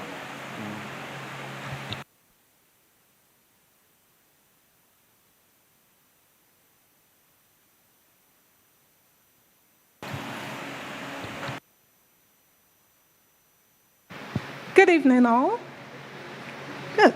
I'm going to do my questions so you guys can answer them. They're really short and to the point. First, though, let me say... Ma'am, I must remind you, only one question at this point in time because we really are very short on time. I know, but... One question only. I'm very sorry this evening. Wow. Now I'm going to have to pick between three. Let me first say you guys are doing an amazing job, the Barbados Labour Party. And this is one of the reasons that I went to each and every one of the BLP meetings because I like the fact that always kept it interactive. So amazing job. Being someone that is under 40 and within the last 6 weeks or so, and I'm not even going to talk from the last year and a half, I've done well over 200 Pcr tests, and I'm also following the science. So my question is, obviously, it is pretty straightforward that we can't have mandatory vaccine for various reasons, medical reasons, religious reasons, all the various reasons. So there's going to have to be, people can take it, people can't take it. It's optional. That's how I see it. My question is, though, because I'm not originally from here, and I'm from a Caribbean island where they're saying to people, oh, you have to take it or you're going to lose your job, or you will have to take it or you can't buy gas. I want to be sure that when Barbados roll out something like, oh, we want you to take the vaccine, it doesn't impact, especially the younger population. So my question is, based on the science, and taking myself as an example, within the last 8 weeks, I've been to ports, and before I traveled to those ports, I ran some tests, I ran a survey on the CDC, and I entered my height, my age, my weight, and the percentage came up that my possibility of getting COVID was 0.008. What are we going to do to convince the younger populations in Barbados that we have to take the vaccine when a lot of what we are seeing are older people dying from the virus, and once we wear our masks and we social distance, we're pretty safe as young people?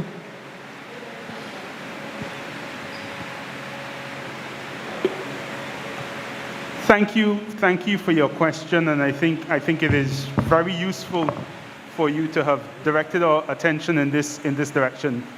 Because the reality is that many individuals may consider themselves to be low risk. So we spoke about a couple of things. We spoke about the fact that any of us can become infected. We spoke about the fact that any of us can have negative outcomes, even though the risk of having negative outcomes may be increased for particular groups, and we spoke about who's in those groups. But yes, I can understand why somebody who perceives themselves as being in a low-risk group may feel that they don't have to take as many measures. The other thing, though, that we did speak about was the community benefit of us being involved in as many layers as possible. Because my protecting myself is not just for me, it is also for those who may come in contact with me. My elderly grandmother, my sick cousin, my workmate who is at increased risk because they have a very high BMI, etc. So I would hope that every person would see that there are a range of measures, and the more measures that they avail themselves of, the benefit is not only to them, but to the wider community as well. But thank you very much for that question, because that is a very, very important point, that some individuals may see themselves as being at decreased risk and therefore feel that they can neglect some of the measures to the detriment, one, potentially of themselves, and two, to the wider community. One moment, ma'am. I believe Dr. Williams or is So Dr. Broman Dr. Jones Ward, do you or want to Barry say Ward? something? Or Dr. Bowman Jones? Or good afternoon or good evening to those in the audience and online and right here. Again, I do want to thank you for the question. You asked, what can we do to convince the younger persons who may have stronger immune systems and may be able to social distance and mask wear and all of that? What can we do to convince those persons? Once a person's mind is made up, it's kind of hard to change it. But what I do wish persons will be able to see and experience, and it's not widely available because we do very much try to protect persons who have been diagnosed positive. As someone who traces positive COVID persons within the Ministry of Health and Wellness, I've had too many unfortunate experiences of having to deal with families who have lost loved ones. All of them are not old, all of them were not infirm, and they would have lost persons. That is never a comfortable conversation. I myself would have lost friends. I've lost colleagues to COVID that I didn't expect, that I thought were healthy. Some persons would have recovered, but as a young person, I am not in this position here today because a while back, I would have decided to become vaccinated. I would have had fears too. It's a new thing, and we have to respect each other. But why I did it when I got the opportunity was because I wanted to do as much as possible to protect those around me. And in public health, it's always like that. It's about reducing risk. And often it's hard for us to appreciate and understand risk until something bad happens to you.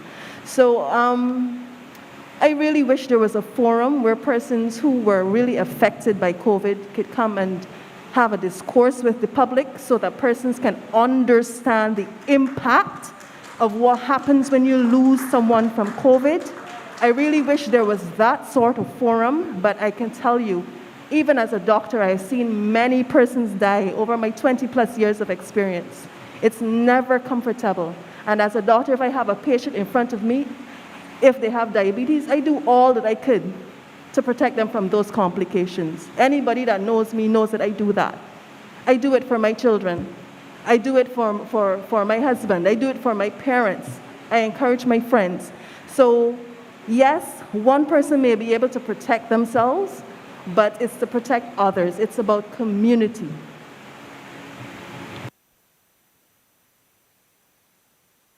Good evening, my name is Carol Haynes. I'm visiting really from the UK, and I've just gone through the pandemic.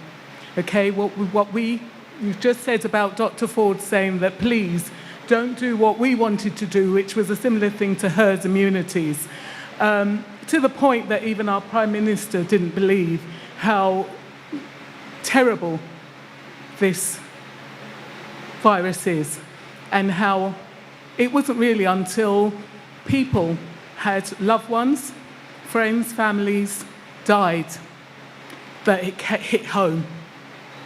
It wasn't until you're supporting nurses to go into the ward and go into the room and nurse that COVID patient.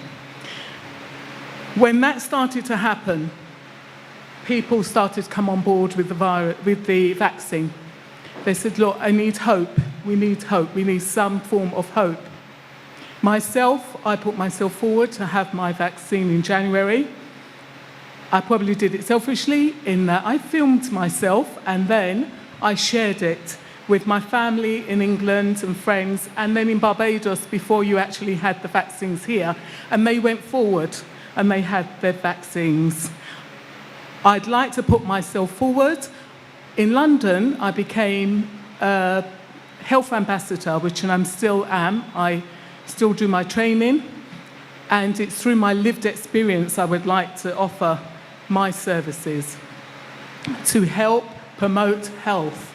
It is about preservation of life. I really wouldn't like to see that we wait until people feel that they're going to have immunity or to do a lot of research. We've all done those things. I'd like to see that you'd ask the people, have key players. What London did, they put key players because in the Borough of Southwark in London, we had a high prevalence of black people who were not taking the vaccine.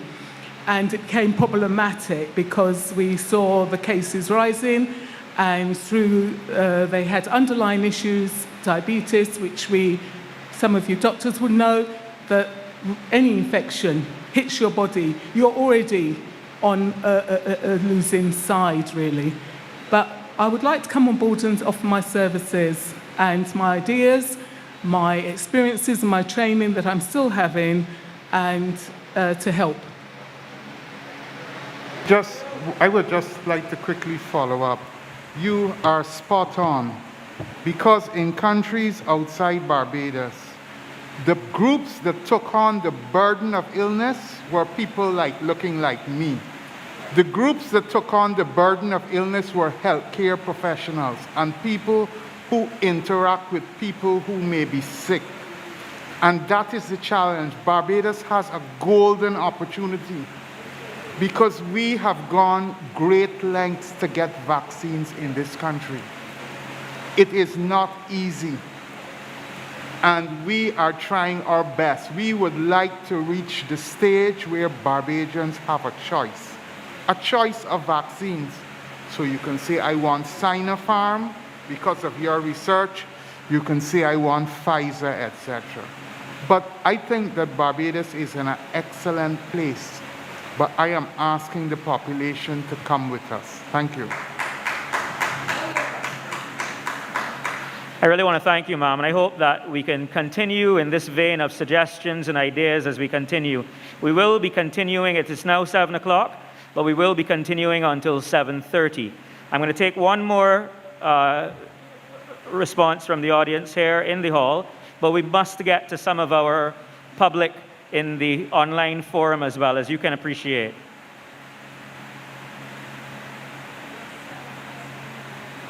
I'm sorry, we're not hearing you very well. Thanks. Can you hear me now? Yes, Yeah. Thank you very much. I just want to set my question within a context. I've been hearing... Sorry, could we have your name first? I'm sorry. Oh, sorry, Lisa Niles. Lisa Niles.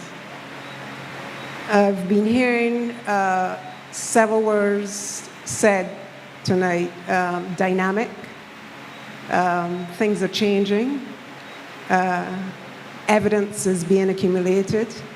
We're looking at data.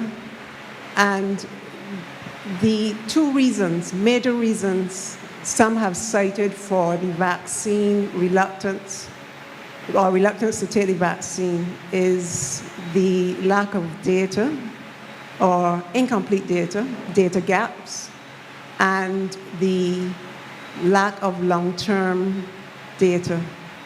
And I know we've addressed that already, but I want to address it now within the context. I know that the doctor has said that the Ministry of Health has no plans to mandate vaccines. We've heard that from other Caribbean governments. And yet, we have heard, as was said earlier, that workers are effectively being coerced to take the vaccine. So I just want to cite there are vaccines that have been recalled from the market. There's the Rotashield vaccine that was approved in 1998 and it was recalled a year later. There's the 1976 swine flu vaccine that was ceased sometime after it was introduced to the market. There's the pandemic's 2009 H1N1 influenza vaccine that was also taken off the market. The data is developing. And I know that in May, we talked about the blood clots from the AstraZeneca vaccine. In July, there was a link found between heart inflammation and the mRNA vaccine, which is soon to come to Barbados. In July as well, there's the EMA in Europe found a link between Guillain-Barré syndrome as it said rare side effect of the Johnson & Johnson shot. Ma'am, in the interest of time, I must ask you to come to your point as urgently as you can. Yes. So far for August, there are 3 possible adverse side effects that the EMA is also looking at. These are severe allergic skin reactions and then kidney disease. And I cite this to ask my question. Sure. And we've also said that mask wearing and social distancing are effective. We've heard that. Dr. Ford said it.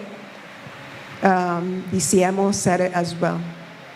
Within the context of some employers mandating the vaccine, even here in Barbados, within the context that the data is being developed, within the context that several persons who are normally pro-vaccine, including myself, are very concerned about the long-term impact of these vaccines, about which we are, as I said, still getting to know about it.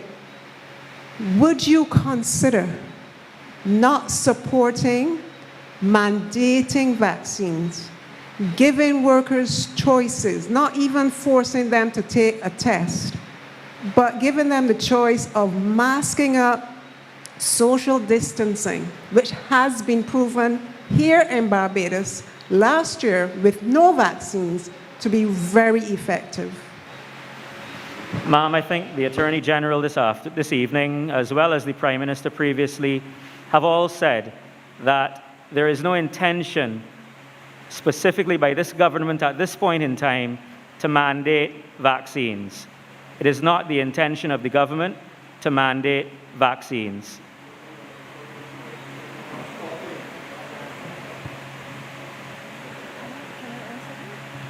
I really have to say something at this point. Sir, I'm sorry, but we have to go. Is the government... Sir, I'm really very sorry, but we really have to go to the online audience and give them an opportunity also. I'd like to call on Kylo Bridgman.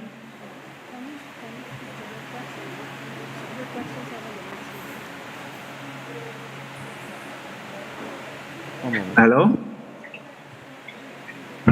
Yes, Mr. Bridgman. Hi, so I have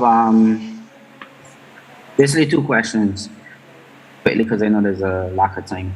The first one is, what liability does the government and companies have for the citizens and employers if they have adverse reactions when they say, do the vaccine? That's the first one. And the second one is, so the people in America, following the American too, the entire world, when they get the vaccine, they're presented with fact sheets. One is to say that they have read it, and they comply with it. And the second one says that is not approved. It's only approved under the EUA, the Emergency Use Authorization. Every vaccine is saying that that's the only thing that they're approved by. When I ask around, I'm hearing everybody saying that they just got a vaccine and they got a card. They don't seem to be very informed. And what I'm hearing is that the government and everybody else, all the doctors are saying they're informed, but they're not getting these fact sheets. So I want to know why they're not, and if that process will be changed. So the liability, does the government have and companies have liabilities if the people getting the vaccine do get sick, and about the fact sheets for the vaccines.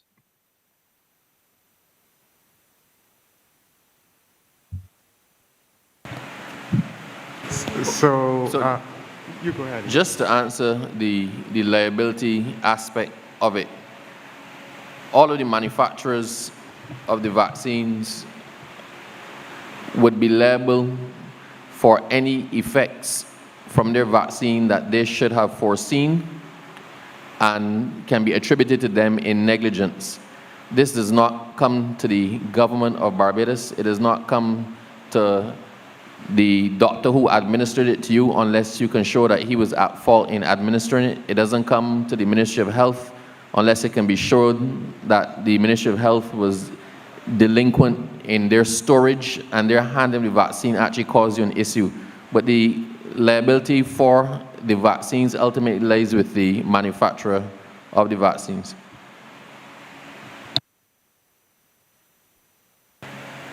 Dr. Williams? I'm just going to kind of kill two birds with one stone, addressing Ms. Niles and the other question sort of together.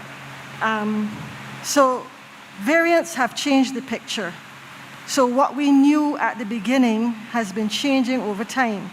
What we know now is that the Delta variant is very, very transmissible, and that high transmissibility leads to greater risk of people becoming infected, becoming sick, and overwhelming of the healthcare system. If the healthcare system is overwhelmed, it means that people who have sepsis from any reason, like an infected foot or appendicitis or so on, who we would not normally expect to suffer and die from their disease, will now not have the health care that they expect if our healthcare system becomes overwhelmed. And we will not have the nurses and doctors available to treat simple things because they will be dealing with COVID-19. So that's the risk we run in the face of the variants, okay?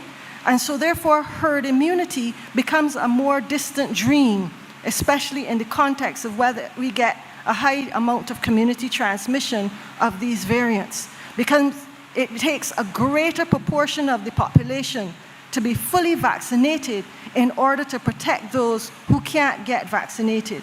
Now, you asked, why can't we just mask up and do the social distancing and so forth?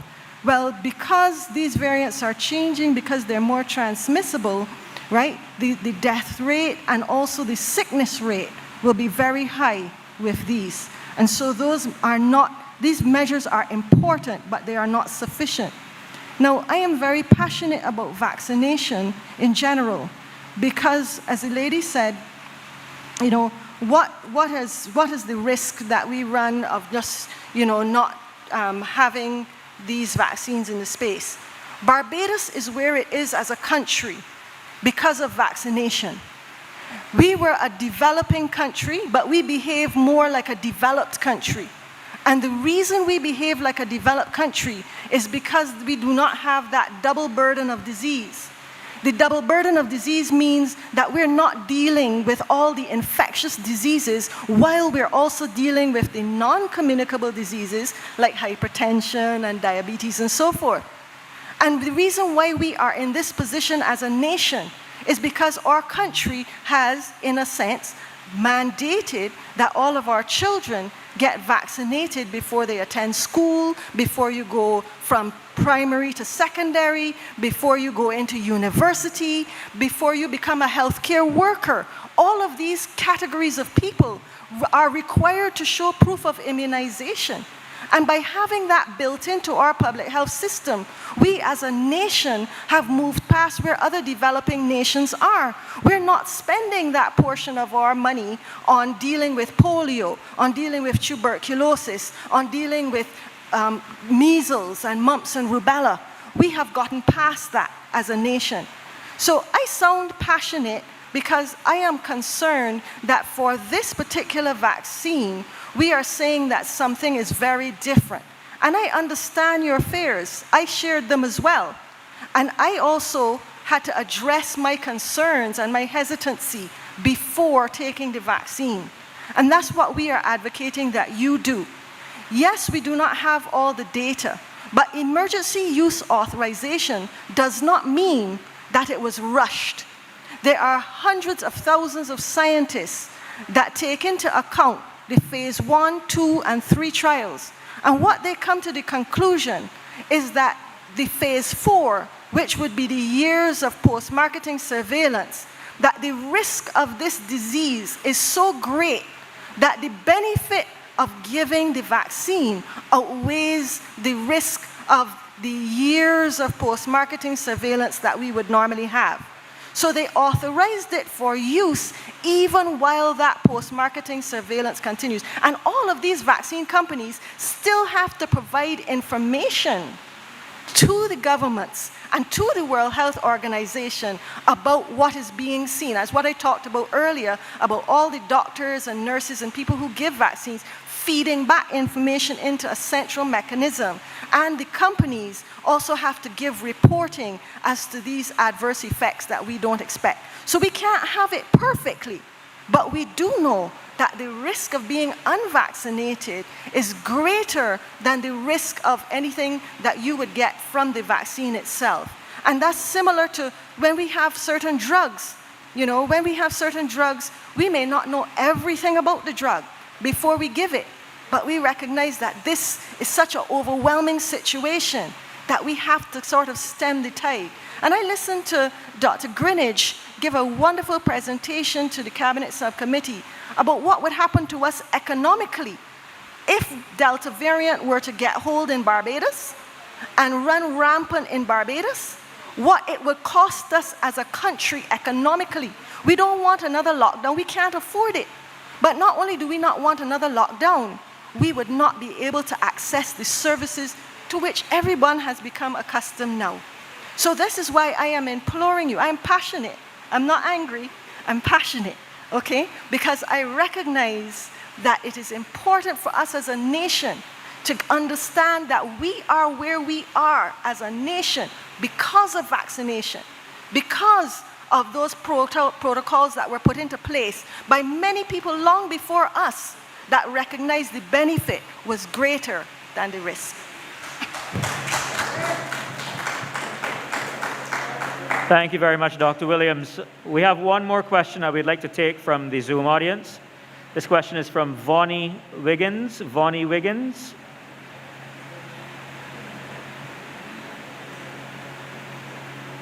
Is Vonnie Wiggins still there?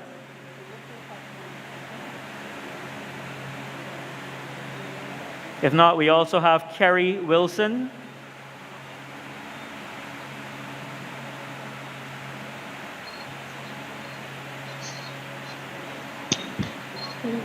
Good evening, all. My question is,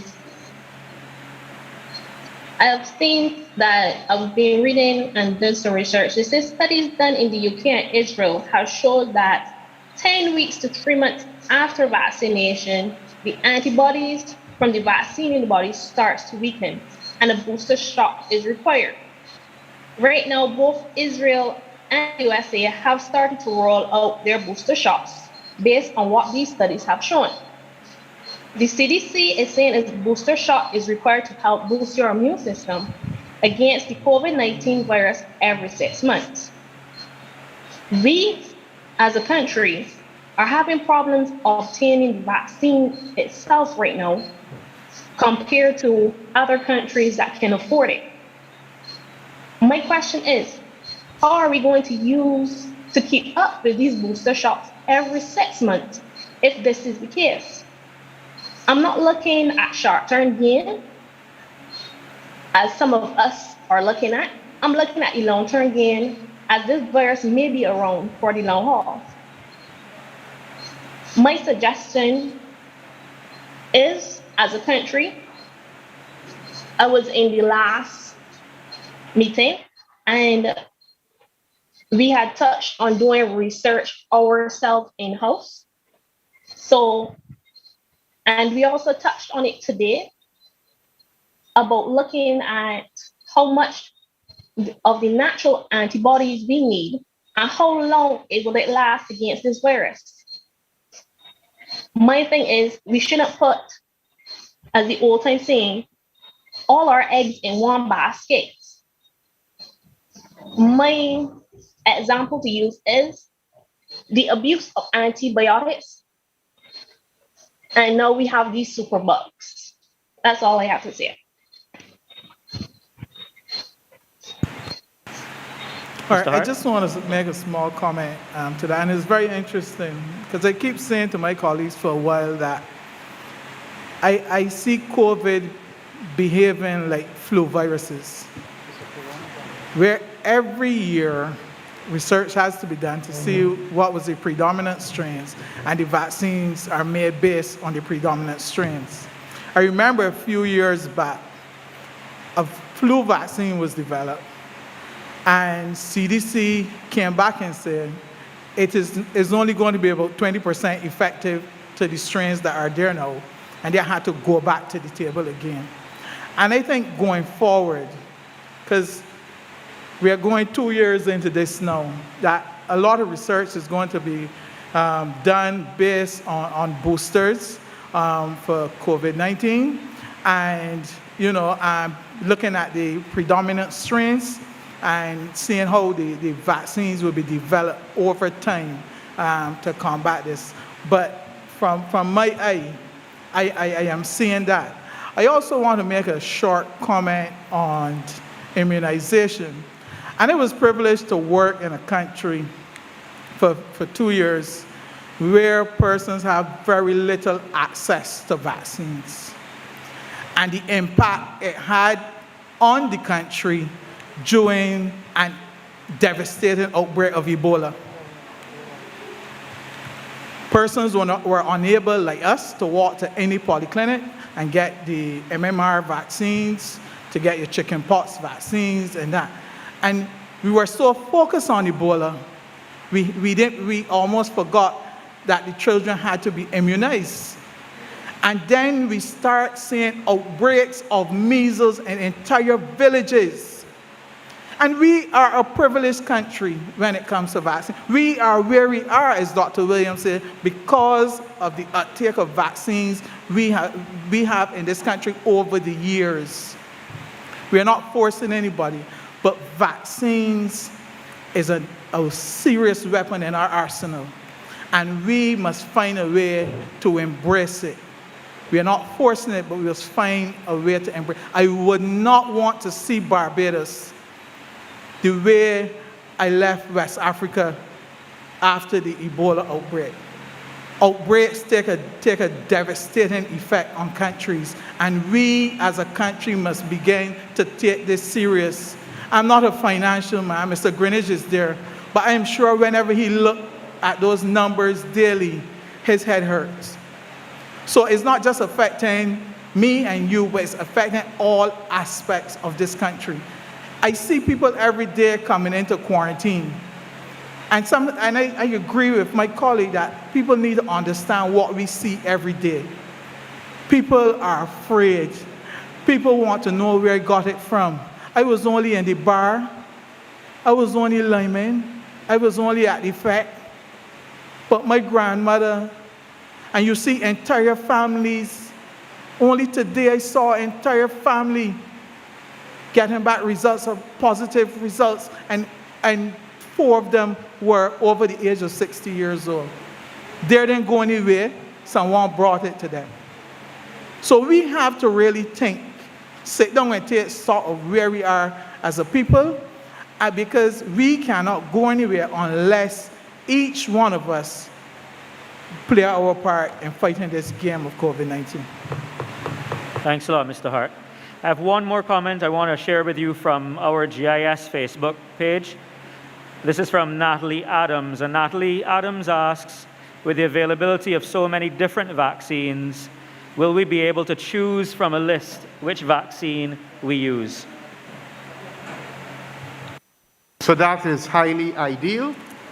And as I have indicated, because people will want to do their individual research, that's well accepted.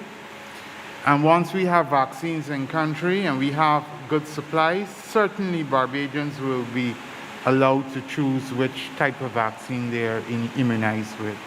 That is not a problem from the Ministry of Health. Barry, I don't know if you want to add any issues in terms of community. Right.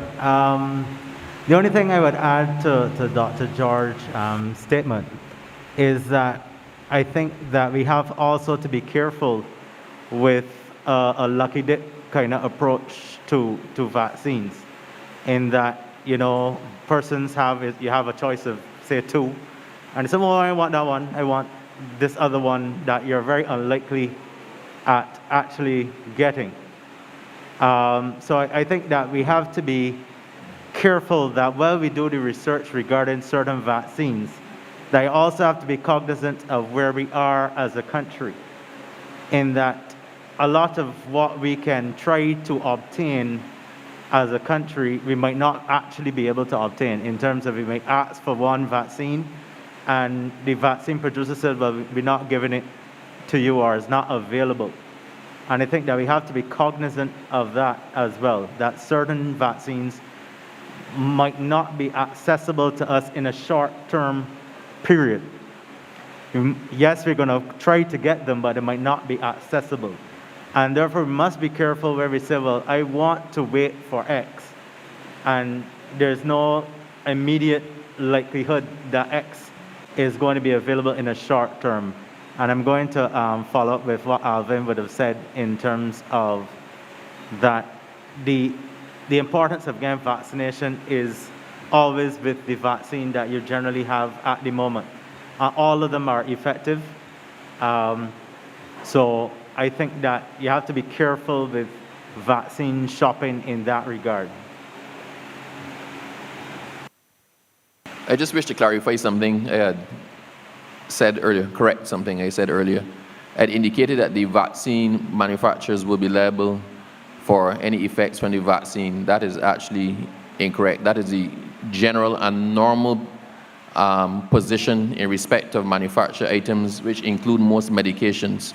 But because of the particular and peculiar nature of the COVID-19 vaccines, the cold chain process where different vaccines are required to be stored at different temperatures. I think the AstraZeneca is required to be stored at minus 70.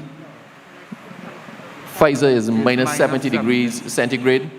The manufacturers have no control over how the vaccine is stored or transported once it leaves them. So all countries that have signed on to the vaccine programs and are receiving vaccines had to sign an indemnity as well with the manufacturers that they would not be held liable. So the position I gave you is the normal position in relation to these things, but because of the peculiar nature of this vaccine and the storage issues and all the other things that make it peculiar, that would not have made sense. And one of the prerequisites is signing of an indemnity with respect to the manufacturers and the providers.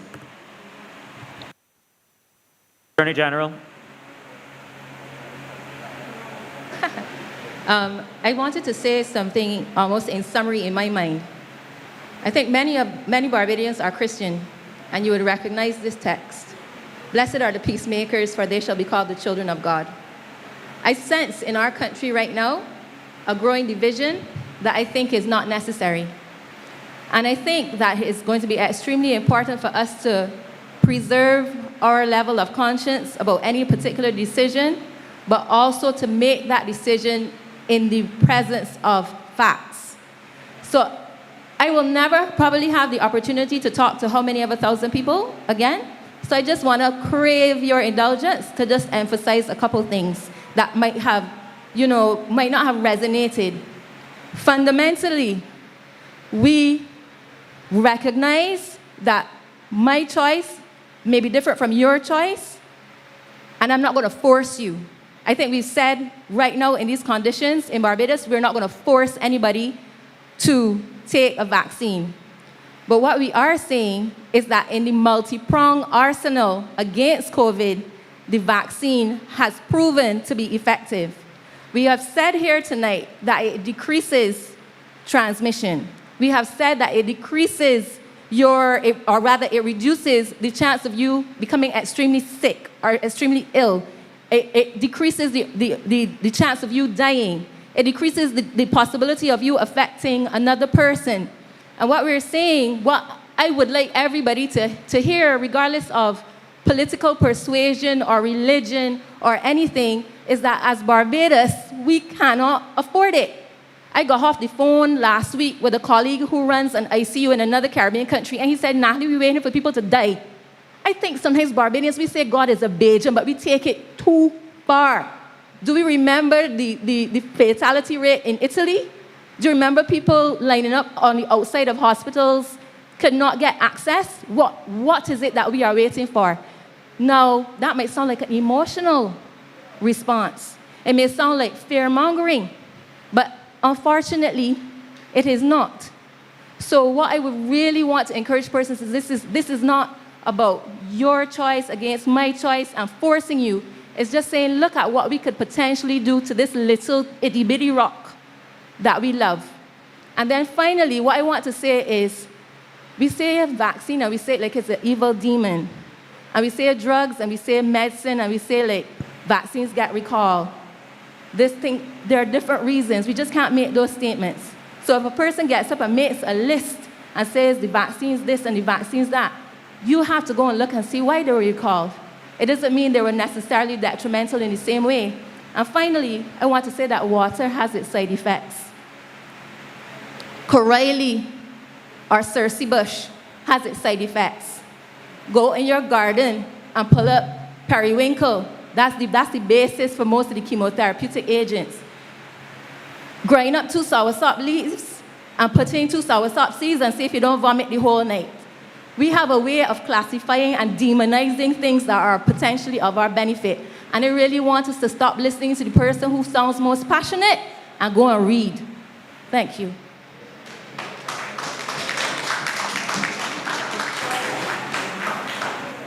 Thank you very much. We're going to have our last contribution this evening from the audience, and I believe also from Facebook, unfortunately, because we have reached the end of this evening's proceedings. So I'd like to crave your indulgence for our last presenter this evening. Thank you, moderator. If you permit me one question, please, for Dr. Ford, and then a quick comment after. I honestly don't take many medications. I try natural remedies. And so, for example, the flu. The moment I feel something happening, I run to honey, I run to garlic, I run to lemon juice or lime, and even sometimes a little bit. And even the time when I thought I was getting Zika, these work for me. So Dr. Ford, it may seem a silly question.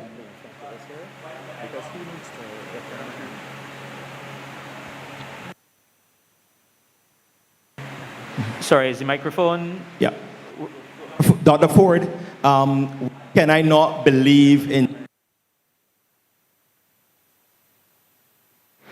Dr. Ford? Okay. Why can I not believe in this remedy and the remedies that have me over time and believe in them as it relates to COVID? My name is Errol Griffith. Dr. Ford, are you still online with us?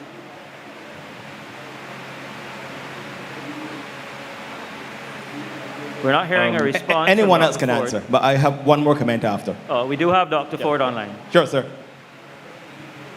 Hey, I think the question was about natural remedies. Yes. It's not my area to really comment on, to be frankly honest with you. But I think we have to really, it's a reasonable question.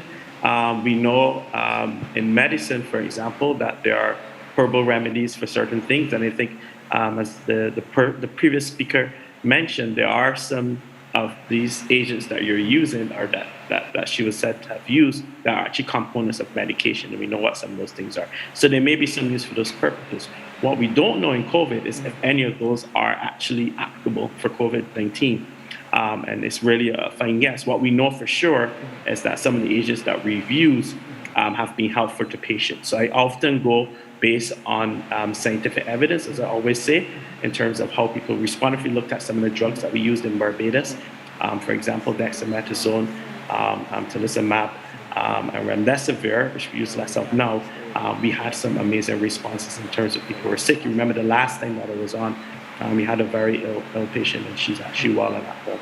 So I think we often use what we know works. I'm not going to dispute about whether this works or that works. I'm just going to go based on the evidence that's in front of me. Thank you. All right, thank you, sir. Now my comment. I also don't take diabetes. I don't take hypertension medication because I'm seeking to beat them with diet and exercise. Okay, and plus faith. But Dr. Ford, I heard you make a passionate plea. I think it was Saturday during a press conference, and you said that you wanted Barbadians to not do it for them, but do it for other people. And the Thursday before, I had been facilitating a session for about 50 people. And a lot of the time, I didn't have my mask on because it's uncomfortable to do what I do with a mask on. And because of you, Dr. Ford, I then considered those people who stand in sessions where I'm facilitating, and for them, I then chose to have my first shot. And it's a choice. It's a choice. And in this instance, it was decided that as much as I'm passionate about what I believe, I needed to decide if I want to put myself where other people were going to be at risk. And so I asked those who don't believe in the vaccine, who believe it's risky, and we understand that none of us know the long-term effects. I asked you to give consideration not just for yourself and your power of choice, but really and truly the possible risks for other people. Thanks and God bless. I just really want to thank you for sharing that with all of Barbados tonight. And again, like we said before, it's about educating persons and putting them in that right zone of making decisions on their own when it comes to these sort of events. But I really thank you for sharing. I think it's a very powerful statement that you've just made. Thank you. Okay, thank you, Dr. Ford. I have been begged by a doctor to allow for one very short, and she promises short, presentation. Always short. Thank you very much, Dr. Sonia Brown. I just want to add to the discussion. I think this is a beautiful forum, first of all, to get to the heart of the matter of COVID. I appreciate what Dr. Williams said about the effects on the economy and so on, but being on the ground and listening to patients and generally people out there watching social media, I am not hearing or I am not getting the sense that younger people out there are terribly interested in overwhelming the health system. I get the impression, while I agree with you, don't get me wrong, I think we need to delve into probably more deeply on the issues that affect people and what they're worried about. It has turned into, for some reason, to be a political game now because it's obviously fodder for politics. But I think we need to delve in more, maybe on a more personal level. Town hall meetings are great. For instance, I'll tell you what, I met 3 police officers at Parliament on Tuesday and none of them had the vaccine. Not one of them has agreed. And in the discussion with them, I am hoping that I was able to convince at least one of them to do so. I think we need to start meeting with groups like that, police officers for one, not only in town hall meeting, where they're among their peers. You're meeting nurses that have refused to get the vaccine, although they give it. I think we need to let them meet among their peers, that way they can discuss exactly what issues they have. With respect to gaining information, I think it's important for people to understand that everything on social media is not always correct. This is one of the biggest issues I am having. They're presenting data with no real basis for it, or they find a site on social media that's really not reputable. This is one of the issues. The issue with long-term data, to me, that's an obvious issue. We cannot have long-term data unless we have a long-term vaccination. But I think we need to get down more to the heart of the matter, what is disturbing people on a national level. In terms of taking the vaccine, there is a fear for adverse effects. Like every doctor here, I had my qualms about getting the vaccine. I had serious fears. At one point, I was not going to get it, but with research and understanding, I was able to do so. And I think that is one of the biggest issues that we have here. But my suggestion would be to meet people in groups. And the side effects, yes, there are side effects. I had terrible side effects, but this did not even stop me from getting my second vaccine. So I think we need to hit the heart of the matter, apart from the economics, which I agree with strongly, apart from the economic issues, get down to the crux of what is bothering people mostly. And I think the research, we need to, as a government and as a Ministry of Health, probably use social media a lot more. It does not have to be heavy information, but short clips, short advice, short information on side effects, adverse effects, what to expect, how the vaccine works. I think people tend to appreciate that. That's all I have to say. Thank you. Thank you very much for your presentation this evening as well. Ladies and gentlemen, please do, if you wish, offer a round of applause. We need to encourage each other. We all need to participate. I think the AG would like to make an interjection as well. No, I just want to advise, we know we got a lot of interest in this town hall meeting. There are a number of questions that have been posted to us. We were not able to address all of the online questions. I've spoken to Dr. George, and the Ministry of Health will work with the Government Information Service and the Public Affairs Department. We will look to answer all of the questions that have been sent in online, and we will post those so that although the questions were not raised here, everybody can have the benefit of the questions we did not get the chance to address. So it was short, but there's a lot of information there, and we, in the spirit of full disclosure, will attempt to answer all of the questions that have come to us. Thank you, Attorney General. Madam Prime Minister. Thank you. Thank you, Moderator. I just wanted to add as well, just to Dr. Brown's comments just now, that we have been meeting with the various sectoral groups, and the conversation is still continuing with the public health officials and all of the persons who are going to be impacted by COVID. Obviously, we'll not get the uptake as we would like all the time, but I think that because we are getting more information into the public domain, we're seeing a greater uptake of persons coming forward. Now, with more vaccines coming, obviously, I suspect that is going to change as well, and I think in the course of the next few days and weeks, you will obviously have another rollout of information in relation to the Pfizer vaccine as well. And I just want to say, you know, it is easy to be critical of where we are right now because there are all of these different views contending.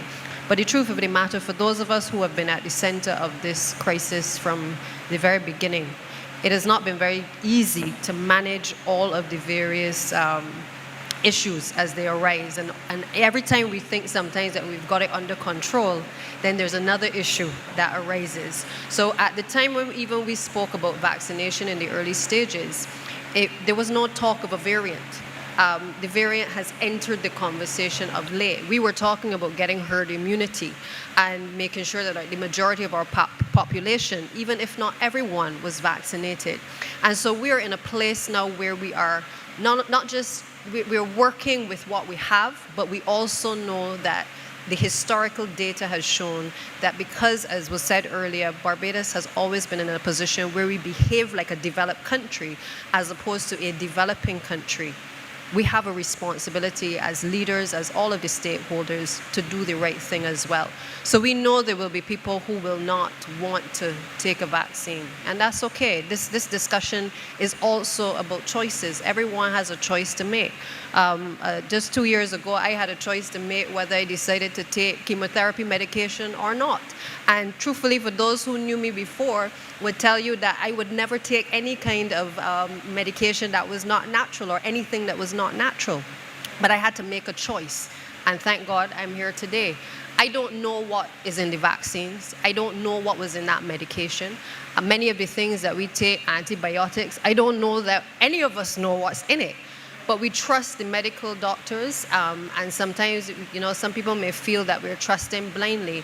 But the truth is, there is more evidence that we are seeing out there about the benefits than there are about the dangers. And I hope that a lot of what has been shared here has been beneficial to those who may have had doubts about what we're talking about and whether they should be vaccinated or even whether they should be tested. And I don't think we talked as much about testing, and maybe we need to talk about that a bit more. Some people are concerned about having the swabs and the impact, obviously, on their nasal passage, and I think we need to talk about that as well, the frequency of swabbing, so that we can reassure persons that all of these mechanisms that are being put in place in order to keep you safe are really being done to really preserve Barbados and to preserve the quality of life that Barbadians have come to enjoy. So again, I look forward to the third and the fourth session, and if we have to do more, we will, because the truth is that the only way we are going to get our people to understand what is at stake and what is truly at stake is if we continue to engage in this particular way. Thank you. Thank you very much, Madam Prime Minister. We will now ask Mr. Carl Leach from the C2SAB, from the Barbados Workers Union. My apologies, from the Barbados Workers Union. Apologies, Mr. Leach, to give us our vote of thanks for the evening. Hi, good evening, everybody. Hello. Hi, good evening, everybody. First of all, I'd like to thank the panel for coming here. You can hear me? Madam Prime Minister, Minister Bostick, and Minister Abrams, the other members of the panel, thank you for being here. And also, I would like to thank the audience, both physically here and online. If I may just say a word, even though I may not be an expert, in China, we were wondering if it will get here. Then it got here, and we then asked for a vaccine. And now we are questioning the vaccine. I am no expert, but I can tell you I took the vaccine, and fortunately I'm still standing here now to testify that I took the vaccine.